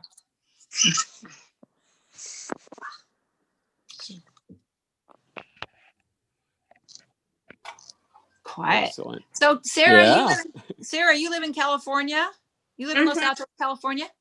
Yeah. We'll have to meet up someday because I'm in Northern California. Oh, cool. Which part? Sacramento. Okay. East of Sacramento. Yeah. I'm in San Jose. My son just bought a house in South San Francisco. So before COVID, we used to get down there. Oh yeah. That's South San Francisco's cool. Yeah, I'm like, why are you guys buying a house there? You could buy an estate up here, but they really like it. Yeah, yeah, it's a little area. It's cool down there. It is. It's nice, and it's definitely cool. Not like Sacramento, that's hot. Yeah. Well, neato. Yep, I'm from Portland, Oregon originally, but I got stuck here about 2 years ago with the kids, so I'm making the best of it. But I like California. You get oranges and, you know, all I'm eating kinds of beautiful. I'm eating my grapefruit from my neighbor's yard right now. Wow. Yeah, I made orange juice from oranges from my friend's tree this week. And Very there's lots of love about it. I feel like you could plant me a lot of places and I would find what I love about it. Oh, absolutely. There's always something. We always look for the good. I'm looking at I haven't had a real haircut in over a year, so yeah, I feel like I should just hide. Yeah, we're just doing the best we can. I think we can get haircuts now in California. I think we're allowed to get haircuts now. I just haven't done it. Okay, here you go. Here's my front yard. Oh, look at that. Wow. And I'm standing out here in my shorts, so I'm not going to stand out here for very long because it's flipping cold.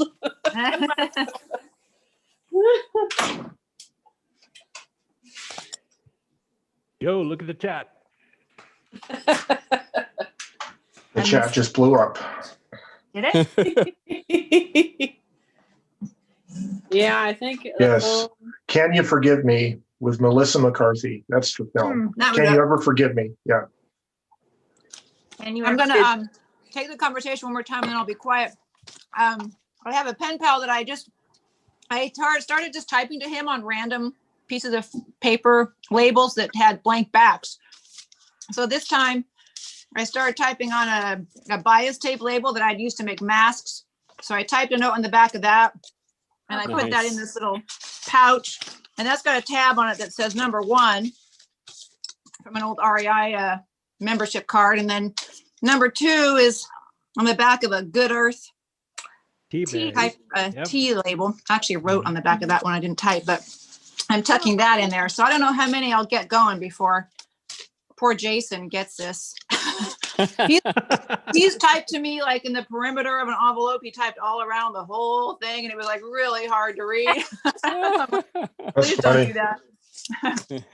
A lot of creative. It's fun to send mail, that's for sure.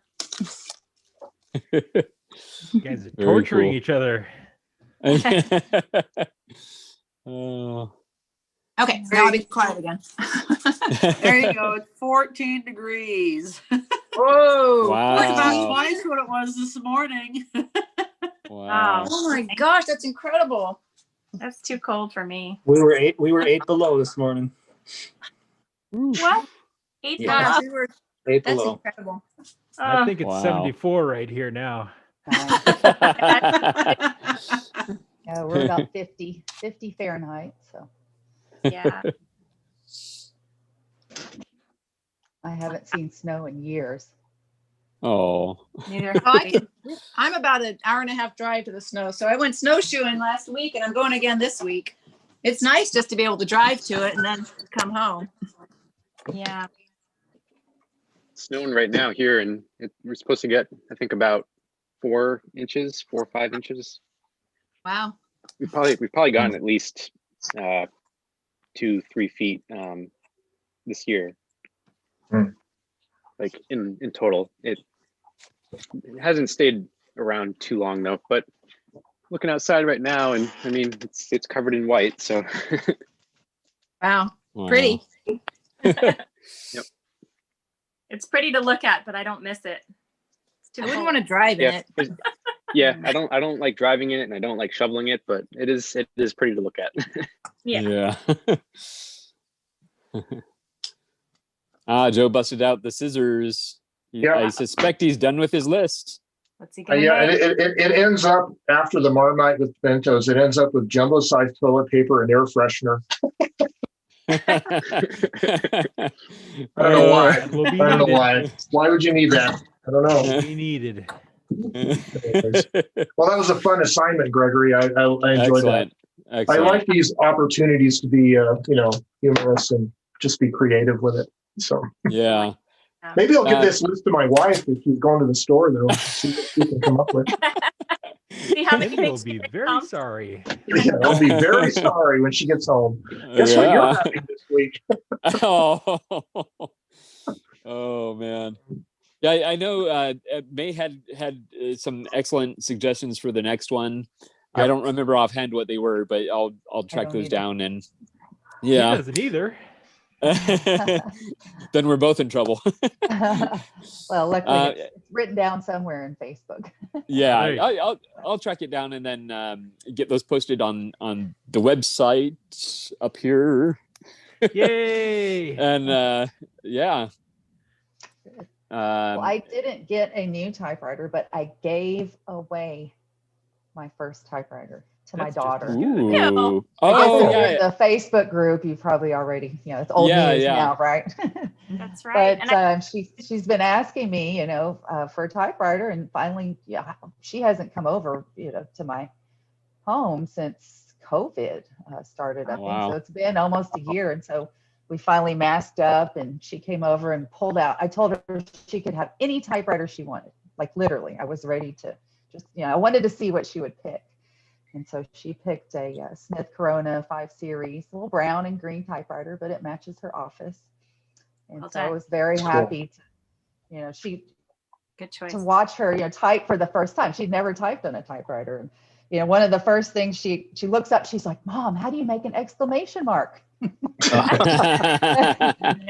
I said, "Well, you have to make it." And she looks down at the typewriter, and immediately she knew exactly what. Oh, nice. She's a natural. She's a natural. Very cool. So now we have another typosperian in the works. If I can there you go. Get her some more typewriters, it won't be long. She drank the Kool-Aid. Yes. Or the Tang. The Tang. Drink the Tang. Drink the Is Tang. that now the official drink of this club? I think so. Yeah. Well, actually, coffee and tea is probably the real official beverage, but coffee for sure. I think Tang is the alternative. Yeah. I enjoy how much she looked like you, May. She looked like a mini May, your daughter. She does. Mini a lot May. of people. He is a mini May. I call her May Light. She has hazel eyes, lighter hair. She looks like me, but just colored lighter than I am. Good looking kid. Well done. Mm-hmm.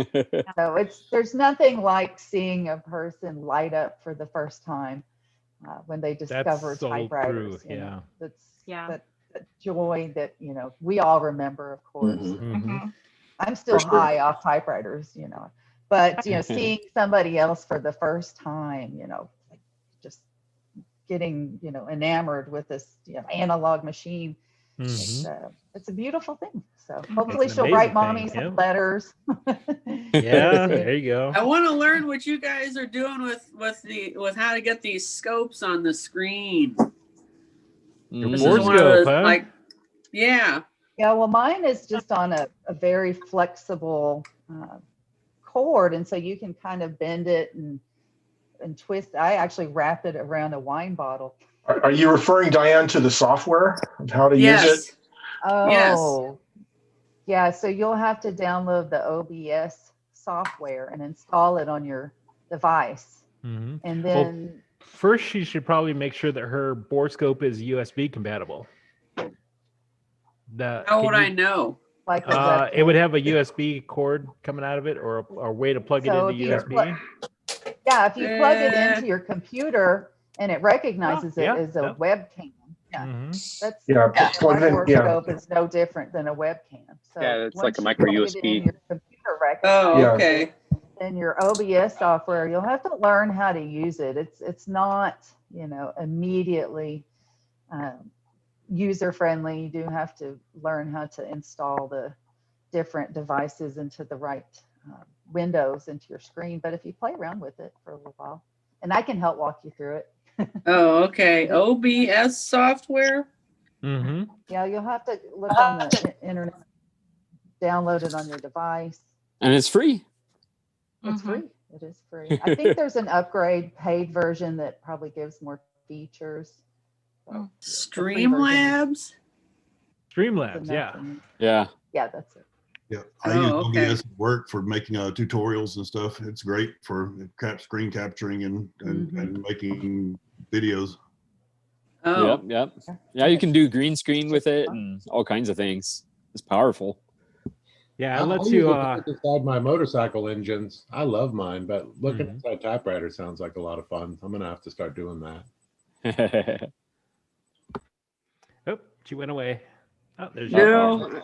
No, I just want to look up in here, you know. Damn it. I should like flip it around. I want to look in there. Oh. You want to see what you're typing? Yeah, I want to see what I'm typing without having to lift, without having to do this, you know. Yeah, there you go. Just I want to make a blind typewriter C. There you go. A seeing eye typewriter. might be a lot easier with this one than the Smith Premier. I don't know. The Smith Premier I can actually get up underneath it. I don't think I really can with this one. Oh, I was just gonna say, are you gonna be able to get up under there and would it like give you a clearer view of what you're typing or? Yeah, this one might not be ideal because of how the type bars are. They're wooden, or not the type bars. The thing between the key and the type bar mechanism. I'm not sure what that's called. But on this machine, they're wood. Oh, wow. Yeah. Oh, I think I have to show Indro my head. Yes. His disembodied head. Yeah. This thing here. I think the cow is scarier. These things here. These things here are Jake. I'm not sure what they're called. Like a comb right here. Like my co-host. There we go. Like a comb almost. Oh, that's the act. If I press a key. Oh, just part of the linkage. Oh, okay. Just, so it's wooden. It's wood. That's all wood back there. Oh, wow. This part is metal, but these are all wood. Oh, wow. It's like a piano. Like piano keys. They're just linkages. They're part of the type bar linkage for. Yeah. Wow, that's amazing. They all go up to the, that's a hunk of wood under there. And they survived, huh? And they survived, yeah. Wow. That's incredible. Wow. Yeah. So on this one, it might not be easier. Maybe a Smith Premier will be easier. I gotta get some feet on some of those because I tried to get some feet, and maybe I can use them just since it's just gonna sit on my desk. I'm not taking it anywhere, because the way those are set up, I could probably get this to snake underneath and look up, but we'll see. I'm a little distracted by Ted's two heads. Oh, I'm being Zappa Beeblebrox now. There you go. Oh man. The Fez. Yeah. Here, it's not a modern stapler, but it's something I picked up off my dad's desk. Oh wow, that's impressive. Yeah. Does it hold a lot of staples, yeah. or why is it that high? It's a hand stapler. It's a hand stapler For stapling your hand together. Stapling bags. When you're like a clerk at a store, in an old time store. You would hold it and staple bags closed with it. Okay, I see now. Oh, okay. Yep. So it's made to fit in the hand, basically. Right. Even though the little ones fit fine in your hand. Yeah, they're a little awkward though. Yeah, that's true. With the hand stapler, you can put all your force on the stapling part. Oh, okay, got it. And it won't like dig into your hand like a desk stapler has like sharp edges on the bottom. Yeah. Yep. Got it. I never knew that it was specifically a hand stapler, but I know Mom still has one of these at home, so I guess she can still use it. But I figured this one was in the basement on Dad's desk, and dang it, I'm gonna take it because I'm an office supply junkie. There you go. Just like Joe. So I guess I'm obligated to show my Bates wire Oh, stapler. nice. Yeah. So it says Cool. Bates, a little bit worn on there. And so if you can probably see, there's a wire that comes through like that. And it comes from a spool of brass wire in the back. Oh, Yeah. Cool. So it makes Gimme. brass staple. So if I could staple my breakfast napkin like that, oops, it didn't really stick. Okay, well, it doesn't stick to that, but anyways, yeah.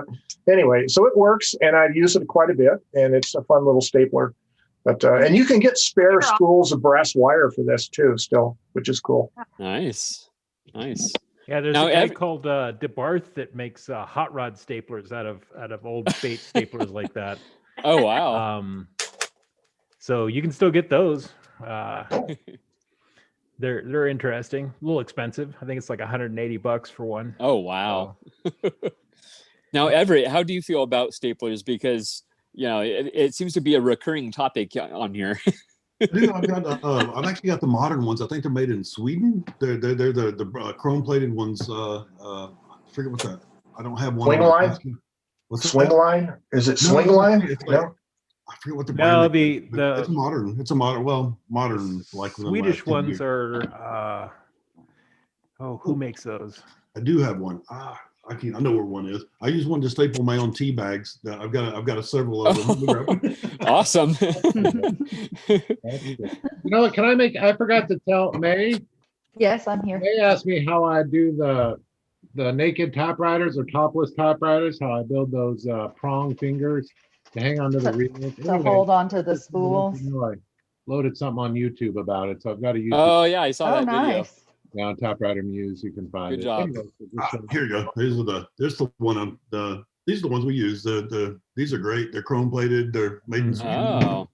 They're great. They're still manufacturing. But I bought we got I don't know how many of these we've got. Probably 5 or 6 of them around the house. But these are great. They've got the plier mechanism there. They work really well. I think they call Rapid Classic 1, made in Sweden. Interesting. Nice. So these are we use those everywhere. Antique stores and stuff, but the ones I find in the antique stores are always busted, and they're more for decoration than anything else. So if it doesn't work, I kind of don't want it. Now, I did get another typewriter, actually a couple of typewriters recently. Greg Fudat just texted me the other day and said, "Hey, I've got this green alligator." So I've got this green alligator. Would you be interested in it? And I was like, yeah, I'll definitely take that. So I've got a couple of these. Nice. I got 4 of the green ones recently, but he said he sold it to me cheap because it was missing the back part on it. So I had a spare machine that was a parts machine that I'm trying to figure out how I'm gonna do the alligator paint. Yes, exactly. I'm trying to think of maybe I want to do an alligator tattoo on the back of the machine or something. That's awesome. So I was kind of going to turn that into a piece. That way it kind of brings it back because you're not going to find another. Not easily anyway. I did have another green one. Let's see.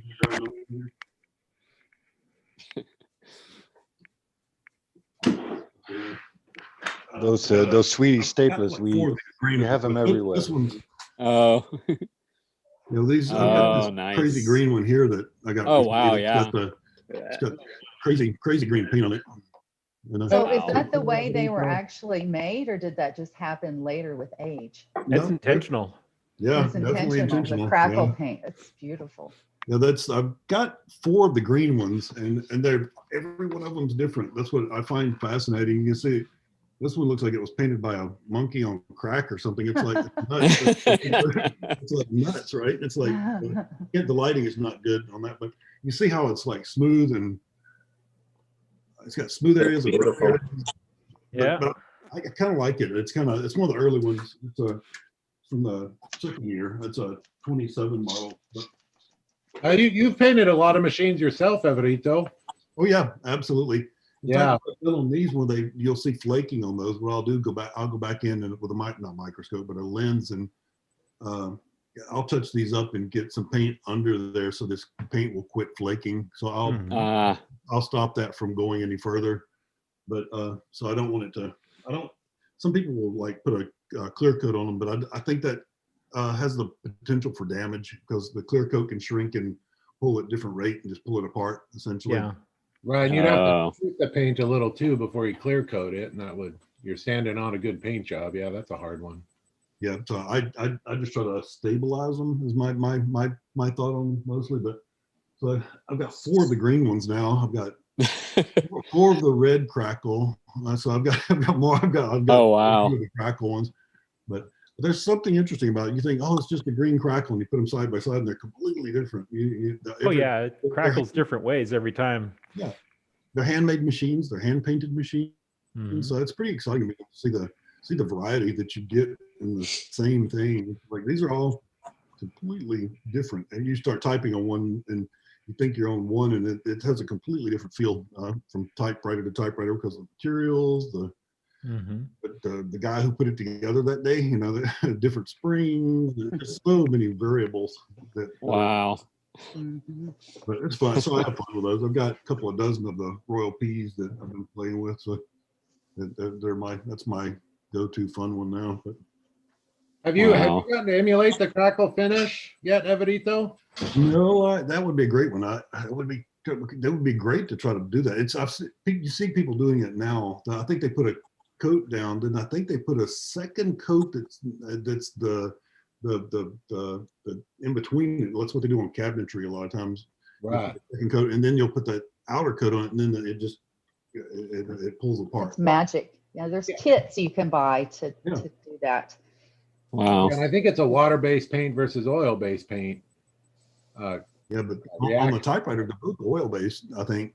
And in fact, when I pull these apart, what's interesting on the peas I see a lot of times is when you pull the masks off of them and I clean them, get them real clean and everything, you see people's fingerprints in the backs of these things. So they're this is 1927, and their fingerprints are stuck in these machines, which is really kind of cool. It's like, I can imagine the guy going home at night and his wife or they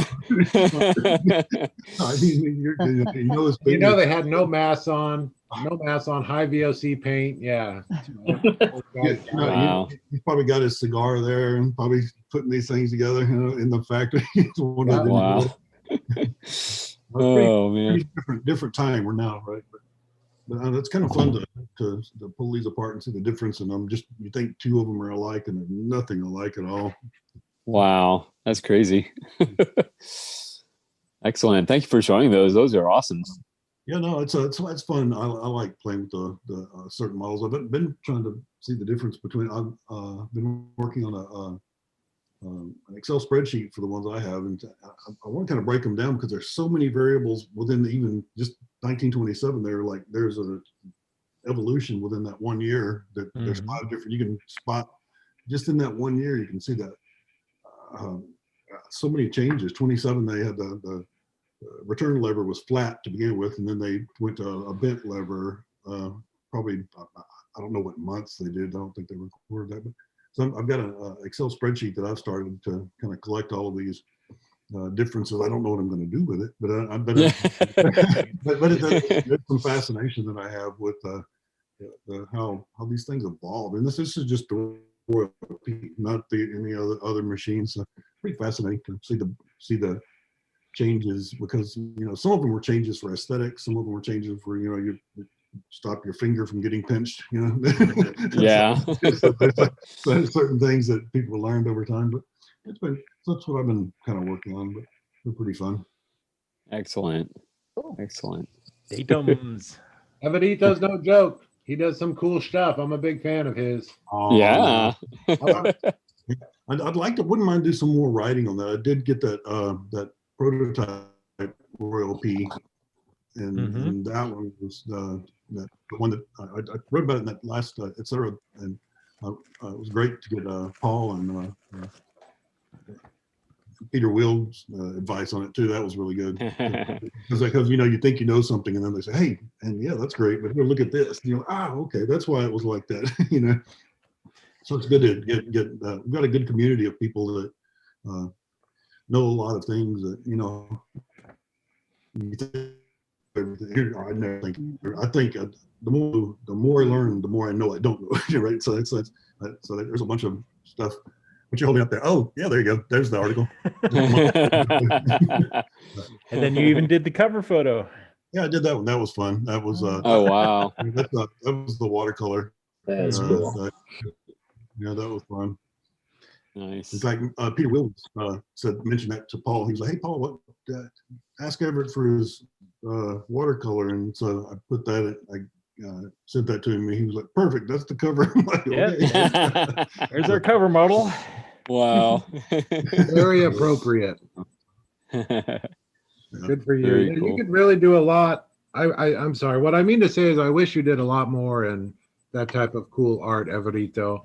I know I probably can. It's one of the things like you get a weekend and I'm looking at stuff and it's like I get to sit and clean keys I can clean keys on this typewriter, or I can go out and get on my bicycle and go do some watercolors, or I can maybe sit and do some watercolors with the typewriters, because even at work, I help people draw all the time. We draw documents, we make documents in Illustrator, and I keep telling everybody, drawing is thinking. You're not brainlessly doing something. As you're drawing something, you're actually thinking about it, right? So you can't be agnostic when you're drawing something. You have your own thoughts, and there's something really kind of magic about seeing interpreting other people's drawings, and there's something really cool about that. And sometimes you can read people's drawings and get something a little deeper than the surface. A photograph, sometimes a good photograph, you get in the good lighting, you can get some. There's some magic in there that can happen. And watercolors and drawings are, I think, the same way. If you can get, there's some little magic that you can reach to somebody else and they can understand a different depth or different level, if that makes any sense. Yeah, we're gonna have to get David to do an entire show on your typewriter artwork, and it would just be him interviewing you and letting you talk about all the coolness you do, so we have it all on record and can enjoy it on the Austin Typewriter. That's right. No, I need to probably do a little more thinking on it too, because there's so much. That's we do at work. We do kind of mechanical drawings. I do LED digital walls on San Francisco and Las Vegas and Times Square. We do these big digital displays and stuff. So we do drawings to kind of communicate stuff that are kind of mechanical looking, ugly drawings. But I think there's even at the mechanical level, there's some magic that can happen on communication within these. It's like words, right? I mean, the tools you choose say more about what you do often than what you have to say. So if you're using a typewriter, it says a lot about what you're trying to say. Same with watercolor.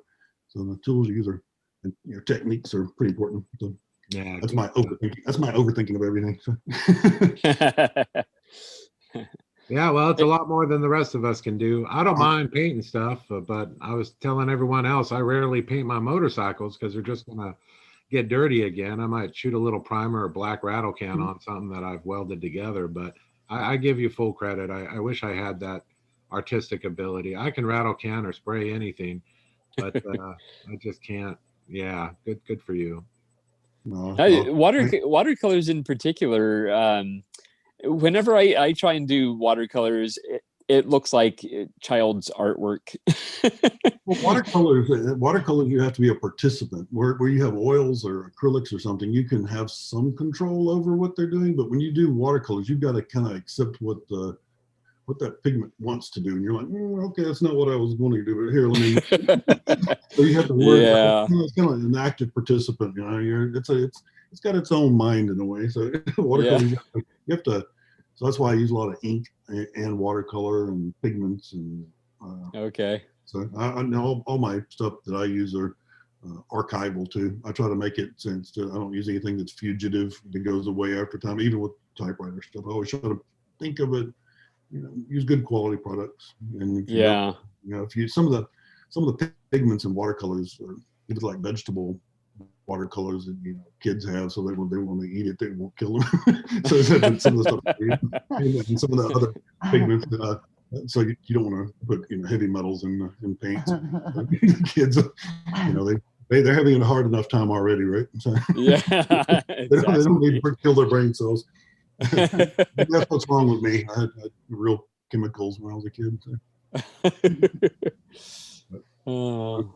It's fun to think about that though, because I mean, writing about typewriters, cleaning typewriters, repairing typewriters. It's about the typewriter, but it's also about the stories that we all, our connection between all of us, right? So I think that's why I like what David's doing. David's leading the typewriter stuff with the wanting to do the podcast. He's like, hey, what you doing this weekend? And I'm like, what are you doing this weekend? He's like, I'm like, let's do a podcast.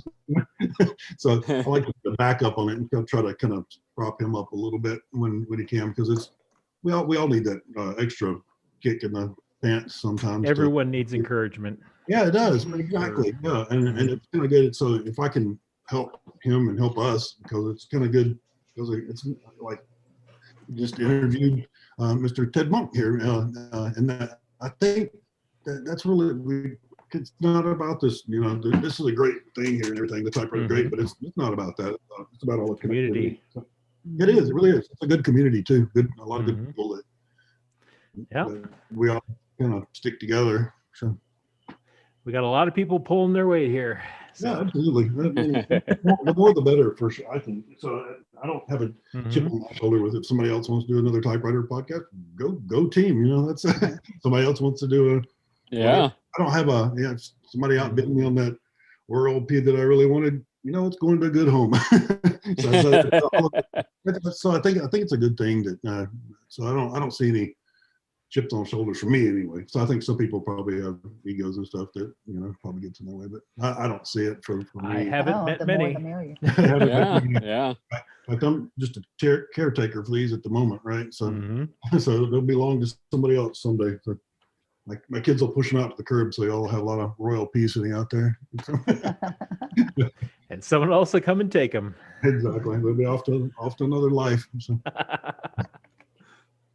Yeah, give us all your address when you die, please. Exactly. If you see Everett have a died or anything, there's gonna be a ton of typewriters on the market. Out on the curb. Yep. No kidding. Right. So Lynn Johansson in the comments is asking specifically Indro if he knows how to get a Torpedo 18 tech manual. Oh, why specific for me? But Torpedo 18 manual, I don't know. Yeah.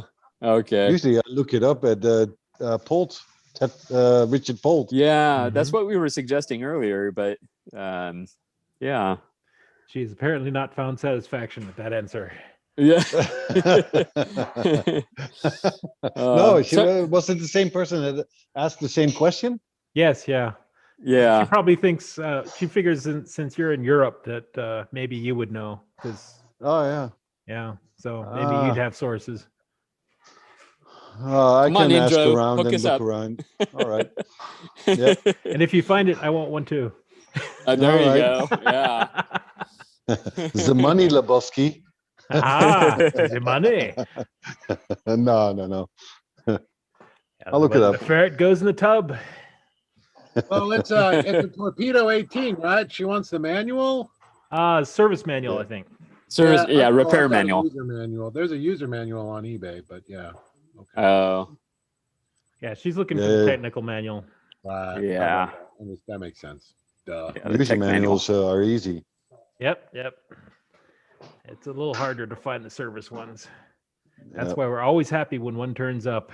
Yeah. It's kind of surprising that they're still out there. They're getting rare. Whenever I find one, I am very happy about it because it's might be one of the last ones not thrown in a trash can, or because a lot of times what I've heard from old techs, from old mechanics, is that a lot of times when they shut down their shop, they just threw out all the paperwork. They just threw it in the dumpster because they didn't think they'd need it anymore. So because they know how to fix the machines, they didn't need the documentation anymore. So that's a lot of it just went into dumpsters. It's really sad. That is pretty common. Hey Gregory, you remember that arcade typewriter repair shop we had in the Brockton Arcade here in Riverside? Yeah. Right. So that guy shut down 12 plus, and I used to get my printer ink cartridges from him because I could just walk a block, he was right there, and he would tell me, yeah, nobody's using typewriters anymore. And he had a display of them, and of course, I didn't understand. I know my secretary tried to keep talking me into bringing a typewriter into the shop, but we had a ton of guitars and amps and everything around. Anyways, my point is, when you search them now, there's a private address that pops up over on Rubidoux, right at kind of the corner of Brockton and Harupa. Anyways, we need to go knock on their door and say, is this is this the home address of, I think you and I should maybe put on some nice suits. Yeah. Knock on the door and see if we can figure out if for some reason it shows up on a home address these days on Google Maps. So it'd be great to see what's hiding in the garage of that home address. Well, we'll have to do that sometime. One of my typewriters has a service sticker from them. That's cool. I was really excited. I was like, oh yeah.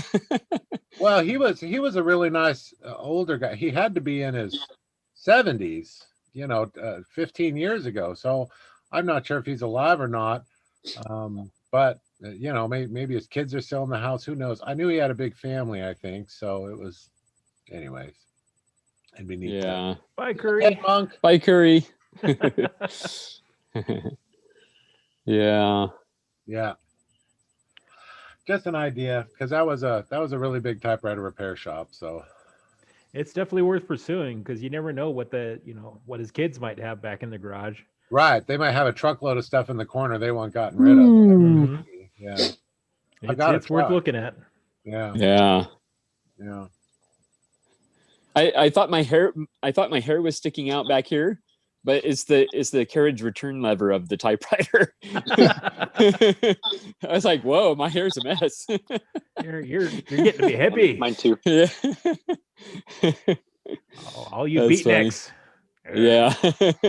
I'm about to run too, guys, and go run an errand. It was good seeing you guys. And thank you so much, Everett.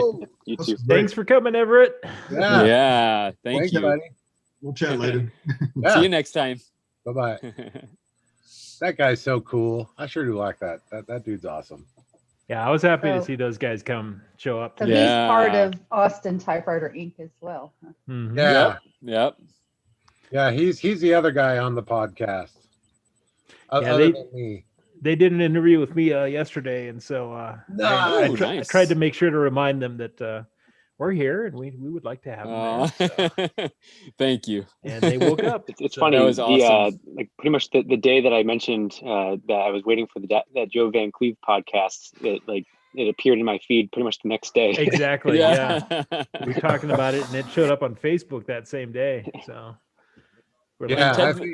David gets excited about the shows, and he'll put a bunch out and then hang out and do something else. And I feel the same way. I can wrench on a motorcycle, wrench on a typewriter, type on a typewriter, go play in my studio. I mean, there's so much to be done, so much extracurriculars we can have. But I'm such a big fan of being able to put it in my ear at work and listen to David and Everito in the shop doing the older shows, and it's great. It's a great way to obtain information. Podcasts, I think, really are the future in that. As people who like good road stories or who are learning to ride motorcycles will listen to my podcast, it's a good thing. So if you're not into podcasts yet, anybody out there, feel free to get into them. There's a lot of good ones. They're amazing. Yeah. Yeah, there's that other one called I think Typewriter Talks that Posey's doing. Yeah. Yep. So there's a few of them out. He's actually got some interesting interviews from some of the older collectors. Right. So that's interesting to talk to listen to. Like Tony Casillo, I've never heard him before on a podcast. So his book is so well written. I mean, I need to contact him, see if he wants me to put it into an audio book. It would make such a great audio book. Yeah, there you go. Yeah, I mean, I think your service manual is not so much. No. Now take tab A and slip into sprocket B. Can you imagine? Oh, man. Do you guys ever pay attention to the sound the bell on your machines make? Yes. Oh yeah. Oh yeah. Unfortunately, on a lot of my machines, it's disappointing. It's like very quiet. I love a good bell. Yeah, a nice 1960s loud bell. Smith Coronas have excellent bells. There is a Royal Electric called the HE, or not the HE, yeah, it is the HE, I think. One of them, it's got twin bells. It's the only typewriter that I know of that when you do a carriage or when it comes to the margin, it rings two bells at the same time. Oh wow! So it's the only twin chime I've ever heard on a like a little harmony, huh? And they're tuned to each other. So one's smaller than the other one, and so it plays a chord really. So if you want that one distinct model, it's the only one out there. Royal HE, huh? Let me check real quick. I think it's an HE, but that sounds wrong to me right now. I might have to get it. Just for the twin bells. Is that a good reason to buy a typewriter? Sure. Bells. Here you go. Nice. I don't know if you can hear that or not. Yeah. I like the Smith Premier ones too, but those are all on the shelf. That's the Remington. Oh, this is the Royal HE. Okay.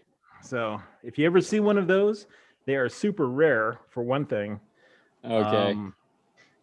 And if you, let me see if I can pull up a picture of the bell.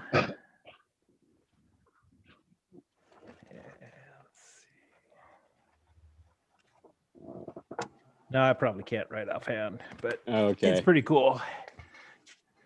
I'm very curious about that.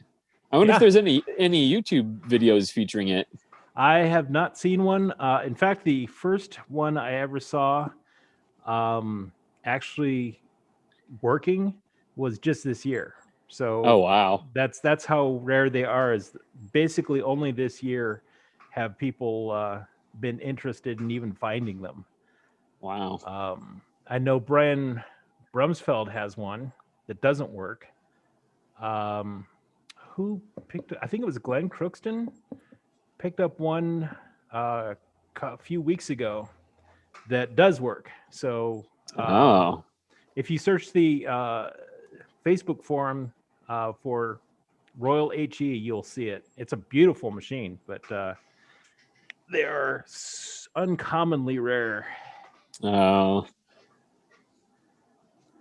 Wow. I picked up a Sterling, a Smith Corona Sterling, that the previous owner disabled the bell by bending the little activator tab, which I easily bent back. So some people don't want the typewriter noise. Because they're crazy. Every now and then, if I'm typing late, I'll put like a rubber band around the bell so I don't disturb my neighbors. But I can see that. I feel like the typing wouldn't be as hearable, but the bell is kind of. Yeah. Now, when you put the rubber band, can you still hear it? Like, does it just mute it? Yeah, so it's just kind of muffled. It's just like it's like a quick tap, and then it doesn't like resonate. So resonate, yeah. Okay, huh? Stuff a Kleenex in it. Kleenex. Yeah, stuff some Kleenex in it. Oh my! Well, that might bind up the carriage, though. I'd be worried about that. Ooh, yeah. But that's where the expression "put a sock in it" comes from. There you go. Actually putting a sock into musical instruments to quiet them. Yeah. I like my bells to be as loud as possible, so I'll polish them and loosen them up so they'll resonate. So the louder, the better when it comes to bells. I love it. Yeah. Very cool. We still have Sarah here. She's just in the comments though. So her phone died. Her video phone. Yeah. She was just saying that her phone died. So. Yeah. Oh, you didn't have a specific question? No. She just wants us to know that she's still with us. She's still with us. Good. Yay, she's alive. Yeah. Well, it's a little early, but how many hours have we gone? We're 15 minutes shy of the 3.5 hours. So I guess that's 3 minutes and 15 minutes. 3 hours and 15 minutes. My wife laughs at me all the time because I do things in unique ways, and I say things in unique ways, and she's like, why didn't you just say this, or why didn't you just do this? I'm like, oh. 5 minutes past 25. Oh man. Oh, let's see. Count Decula says, sadly, typewriters are noisy, and you have to worry that you don't disturb next door neighbors. Yeah, here I'm not too worried because our neighbors are, they're a good distance away. I know some houses, you're like right up on your neighbors, so I can see that. Or if you're in an apartment, apartments that could be an issue. I live in an apartment. Yeah, I haven't had anybody complain. Okay, I was just gonna ask that. Yeah, so that's good. Doggy cam. I try not to do it like too late if I can help it. So. Yeah. Oh, but if I do want to type something, then I'll put the rubber band on the bell, and that seems to quiet it down a little bit. Yeah, the quietest place to type late at night is lap typing. That reminds me. Oh, go ahead. Sorry. I was just gonna say your lap is the best, soundproofing I've found. There you go. Typing late at night. Yeah. Joe Vin style. Yes. Curl up on the couch, make our office. I was just gonna say I've taken like a towel too, and I've just kind of like folded it on top of itself, and then put the typewriter on top of that, and that can kind of muffle the sound a little bit too. Yeah. I was just gonna say that the invisible list that I made, that was my first lap typing, and let me tell you, it was an interesting experience because the typewriter is bouncing while you're typing. Hey, Gregory, I think you should make a video about it. Lap typing? Your experience, your personal experience on lap typing. Yeah, do a video. Okay. How did it work for you? It couldn't compete with yours though. It doesn't have to. Okay. You have your not a competition. I haven't used it in a while, and I noticed like last week it was in a different place on my desk here, and I think somebody in the family took to use it, and it's not working. Yeah, it's not working. So I'm kind of troubleshoot my stapler here. But anyways, so I'll have to go to my friend Bill. He has a whole collection of these, and he probably knows more about them than I do. So. But anyway, it looks like the little slide thing is supposed to be spring loaded, and it's not anymore. So anyways, it's not grabbing the wire and making a staple out of it. So I'm just tinkering with it. So okay. Ghost broke his stapler. I broke my stapler. That's right. What have we got here? That's the last straw. Intro is screen. Sorry, that movie The Office. Nice. Olivetti Latera. I didn't know it was screen share. I have a machine question for you guys. Yes. Let's see. Isn't when your ribbon moves, isn't a gear like this, isn't it supposed to like move? Isn't I don't even know how to explain it. Yeah, so it depends on which direction the ribbon's being driven, but that shaft you just touched that slides back and forth, right? It will, when it slides, for instance, if you slid that shaft towards you, that little gear should engage the other gear. Like right there, it should turn. When that shaft turns, it should be turning your ribbon.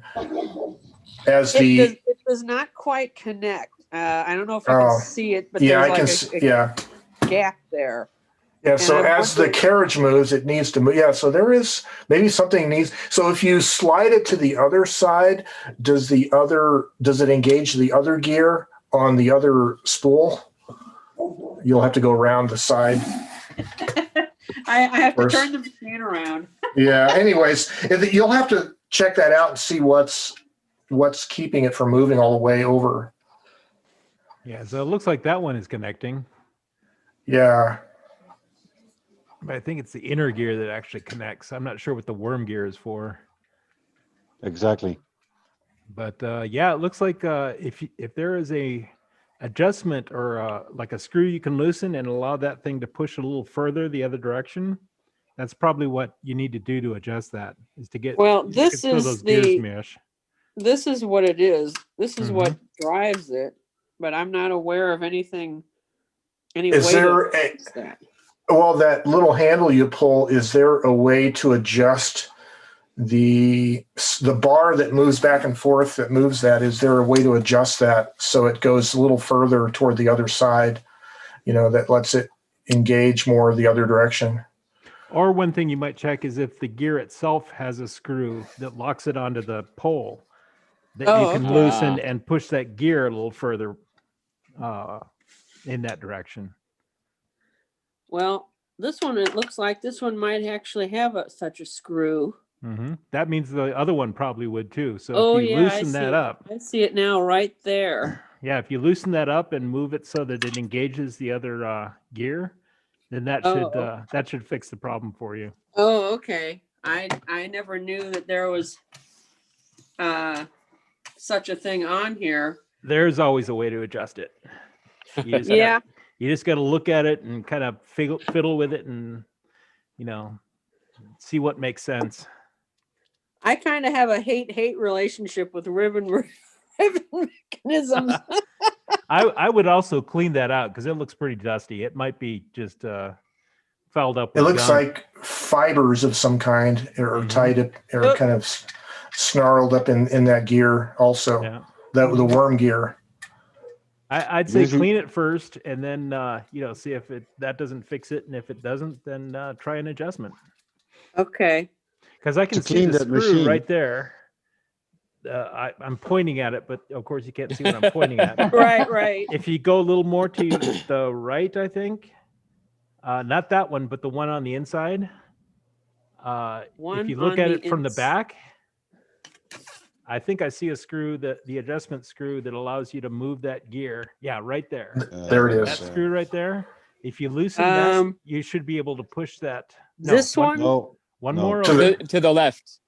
Right You there. go. That one. That one. Yeah. Yep.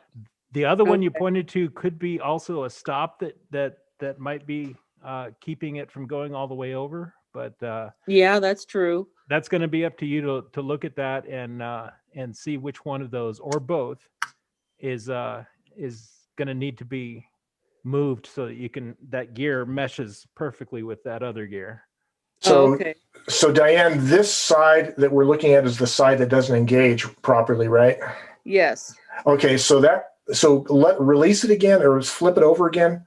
I mean, yeah, there you go. So you see that little collar on the inside, the screw on the right that you just pointed to originally? This right one? there. Yeah, if you loosen that collar and slid it a little bit to the right, it would let the shaft go further to the left. Okay. Yeah, I think that's right.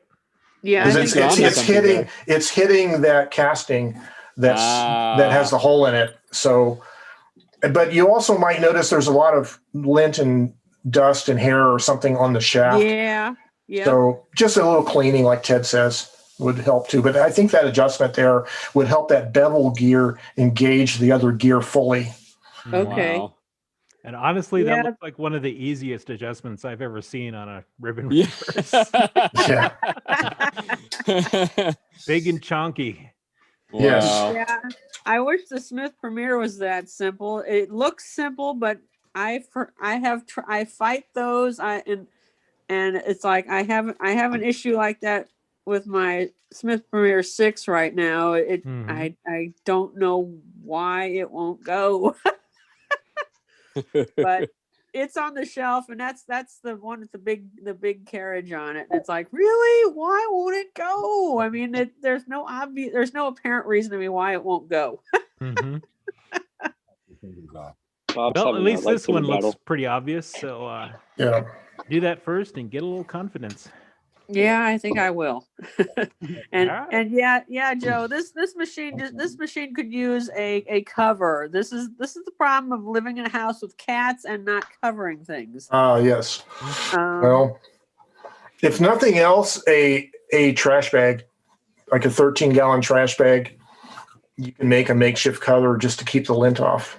I have And just never put it thought of over your that. head That so that you would don't be- see the lint. Have you tried talking to the cats and asking them not to use the typewriters? Yeah. Cats have minds of their own. Yep. It's true. But thanks. I'm glad. I will give that a shot. I'll see if I can't get that to go further. Yeah. Because that's been an issue with this since I got it, and usually in the past, and this is long before this ever started, it's hard to diagnose such things without seeing it. And the guy I bought this from was Ethan, Mr. E. And it's kind of funny. I think he has seller's remorse. He's like, "You want to sell that back to me?" Oh. I was like, no. No, I have a new platen on it. You gonna pay me for that? That machine Well, he is. did say sell. That machine is easy to clean, though. Yeah. Yeah. I would normally, those open machines, I would just spray them with a solution that degreases a little bit and cleans, and then hose it completely down and dry it with a dry blower. You do want to be careful with the wooden levers, though. Yeah. Those one. This one has wood, but normally, if it's not wood, you can easily clean it. Yeah, you want to avoid putting any kind of volatile chemicals or water on that. Yeah. Those wood key levers. Yeah. Yeah. Probably Then it will take some time to clean it. brushes, paint brushes. Get your brushes and your air compressor and just. This is probably the one you don't want to dip in the sink, right, May? Right. No rubber ducky for that one. No rubber duckies on this one. Boy, people got all bent out of shape out of that for that post That was on funny. Facebook. That was funny. Was that my post a few days ago? Yeah, with the dunking it in the People got really bent out of shape about that. Oh, I'll have to look back at that. Let me show you underneath this thing. Carefully. There went my phone. Of course, I'm not using my phone, so. Oh, sorry, you don't booby wanna see cam. me. You don't want to see me. So here's the side. Here's the whoa. Here's the side of the space bar that's sagging. I don't know how else to describe it, but I think it's that metal piece back there. You see how it's kind of wonky. Wow, the bar is made out of wood. The bar is made out of wood. Wow. Welcome to 1897, May. Right. So if you could go over to the left side of that bar, that wood bar, to the other side. I mean, let's see what. So there is a rod coming down and there's a little spacer. Go back to the right then. Let's compare it again. It looks like. It looks like the rod is pushed in further on the other side. Yeah, it looks like, the rod that comes down on the very end of that wooden bar that goes through that little bushing, the rod needs to go down further. And I don't know if that's threaded, if you can thread that or something, or just pushes through. But see how there's an extension of the rod that comes down on this side that you're looking at and it folds over? It looks like maybe on the other side, the rod is broken off on the end, and it's slipped down a little bit. Slid over, yeah. Like here you're talking about? Yeah, and versus there, yeah. Oh. So you may have to push the rod down there a little bit and raise the wooden bar up a little bit to match the other side. It may be something like that. And is that rod loose in that bushing? Like, can you move that? If you pull the wooden, does it? Trying to hold the iPad so I can do this. I know, with my right I hand. know. Yeah, with your third hand, you can. So it looks like it rotates. So, something there. Bye, Ted. Hi, Ted. Bye, Ted. Or are you saying bye to Indra? Nope. Ted said he had to jet like Boba Fett. I got jet like Boba Fett. Yeah, so there's something there with that rod that may be broken off Yeah. or I not see what you mean. secured properly. Or maybe that bushing is broken and the rod is broken a little bit, but something there. Something's not right. Yeah. Does the space bar still work? It does. Or is it? Yeah. Did you see how I recovered this button like I was saying? It does, but this side, whenever I set it up, you can see how sloped it is. I have to do this carefully because like everything will flop down, and flopping machines around is not a good idea. Okay. So there you can see how the space bar is sloped downward over here. Yeah. As opposed to over here.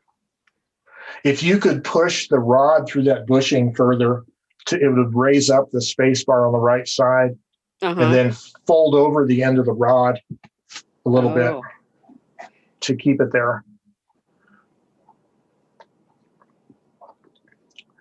Okay, I'll have to see. I'll see about the first thing. The first thing sounds easier. Yeah, it looks like there's more wear on the right side of the space bar because the paint is worn off. So it looks like whoever was using it for years was hitting that side of the space bar more than the other side. And that might have broken that little bushing that wire goes through back there. Oh, okay. And that's what it kind of looks like to me. I see. But yep, meow. Very cool. Very. Well, it's just such an old machine. It's just wonderful to see, you know. I think, and I'm not sure. I'm thinking this might be like a caps lock. Oh. Oh yeah. Yep. Pulls that upper shift down. Oh yeah, there it goes. A bunch of Y's. Yeah, I was typing, trying to see if it would, move on the right side, the whole ribbon reverse. But anyway, all right. Excellent. Pretty cool. Yeah. So here's the scale on here. It goes to 60. It goes from 0 to 60. You know how we're always how we're always checking out the scales to see how far they go. How fast does it go from 0 to 60? What? Yeah. How fast does it go in 0 to 60? Like, how long does it take to get from one end of the carriage to the other? It depends how fast you type. I can type. Yeah.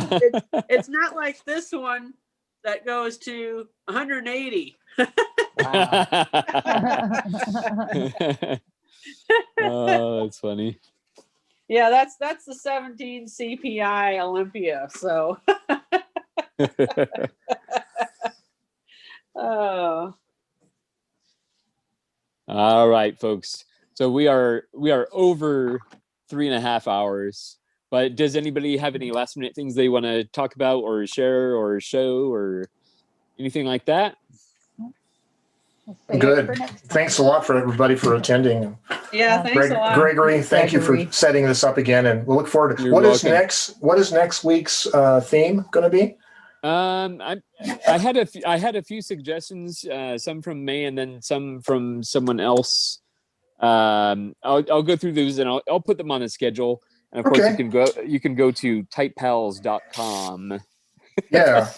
Hey Joe, this is what I wanted to send you. It's I've been told this is an Olivetti spool. It's metal. Oh yeah. Okay, I'll take it. Yeah. If I can't use it, I do have one Olivetti. I have a Studio 45. It probably should work for that. But okay. If not, then I'll pass it on. Yeah. Yeah, it came in with an Olympia SM3 I bought with recently, and I'm like, well, I know this isn't it because it's like, well, I have no use for it. I do not own any Olivettis. Okay, well, I certainly own one, so I'll take it off your hands. Okay. I'll have to send you something. I'll send you something in return, whatever I have that might work. So, thanks a lot. Sure. All right, you guys. All right, guys. All right. Great seeing you. Nice chatting. Good seeing everybody. seeing you Thanks. too. See you Thanks, later. everyone. Yeah. Thank you, Bye. Gregory. Bye. See you next Yeah. week.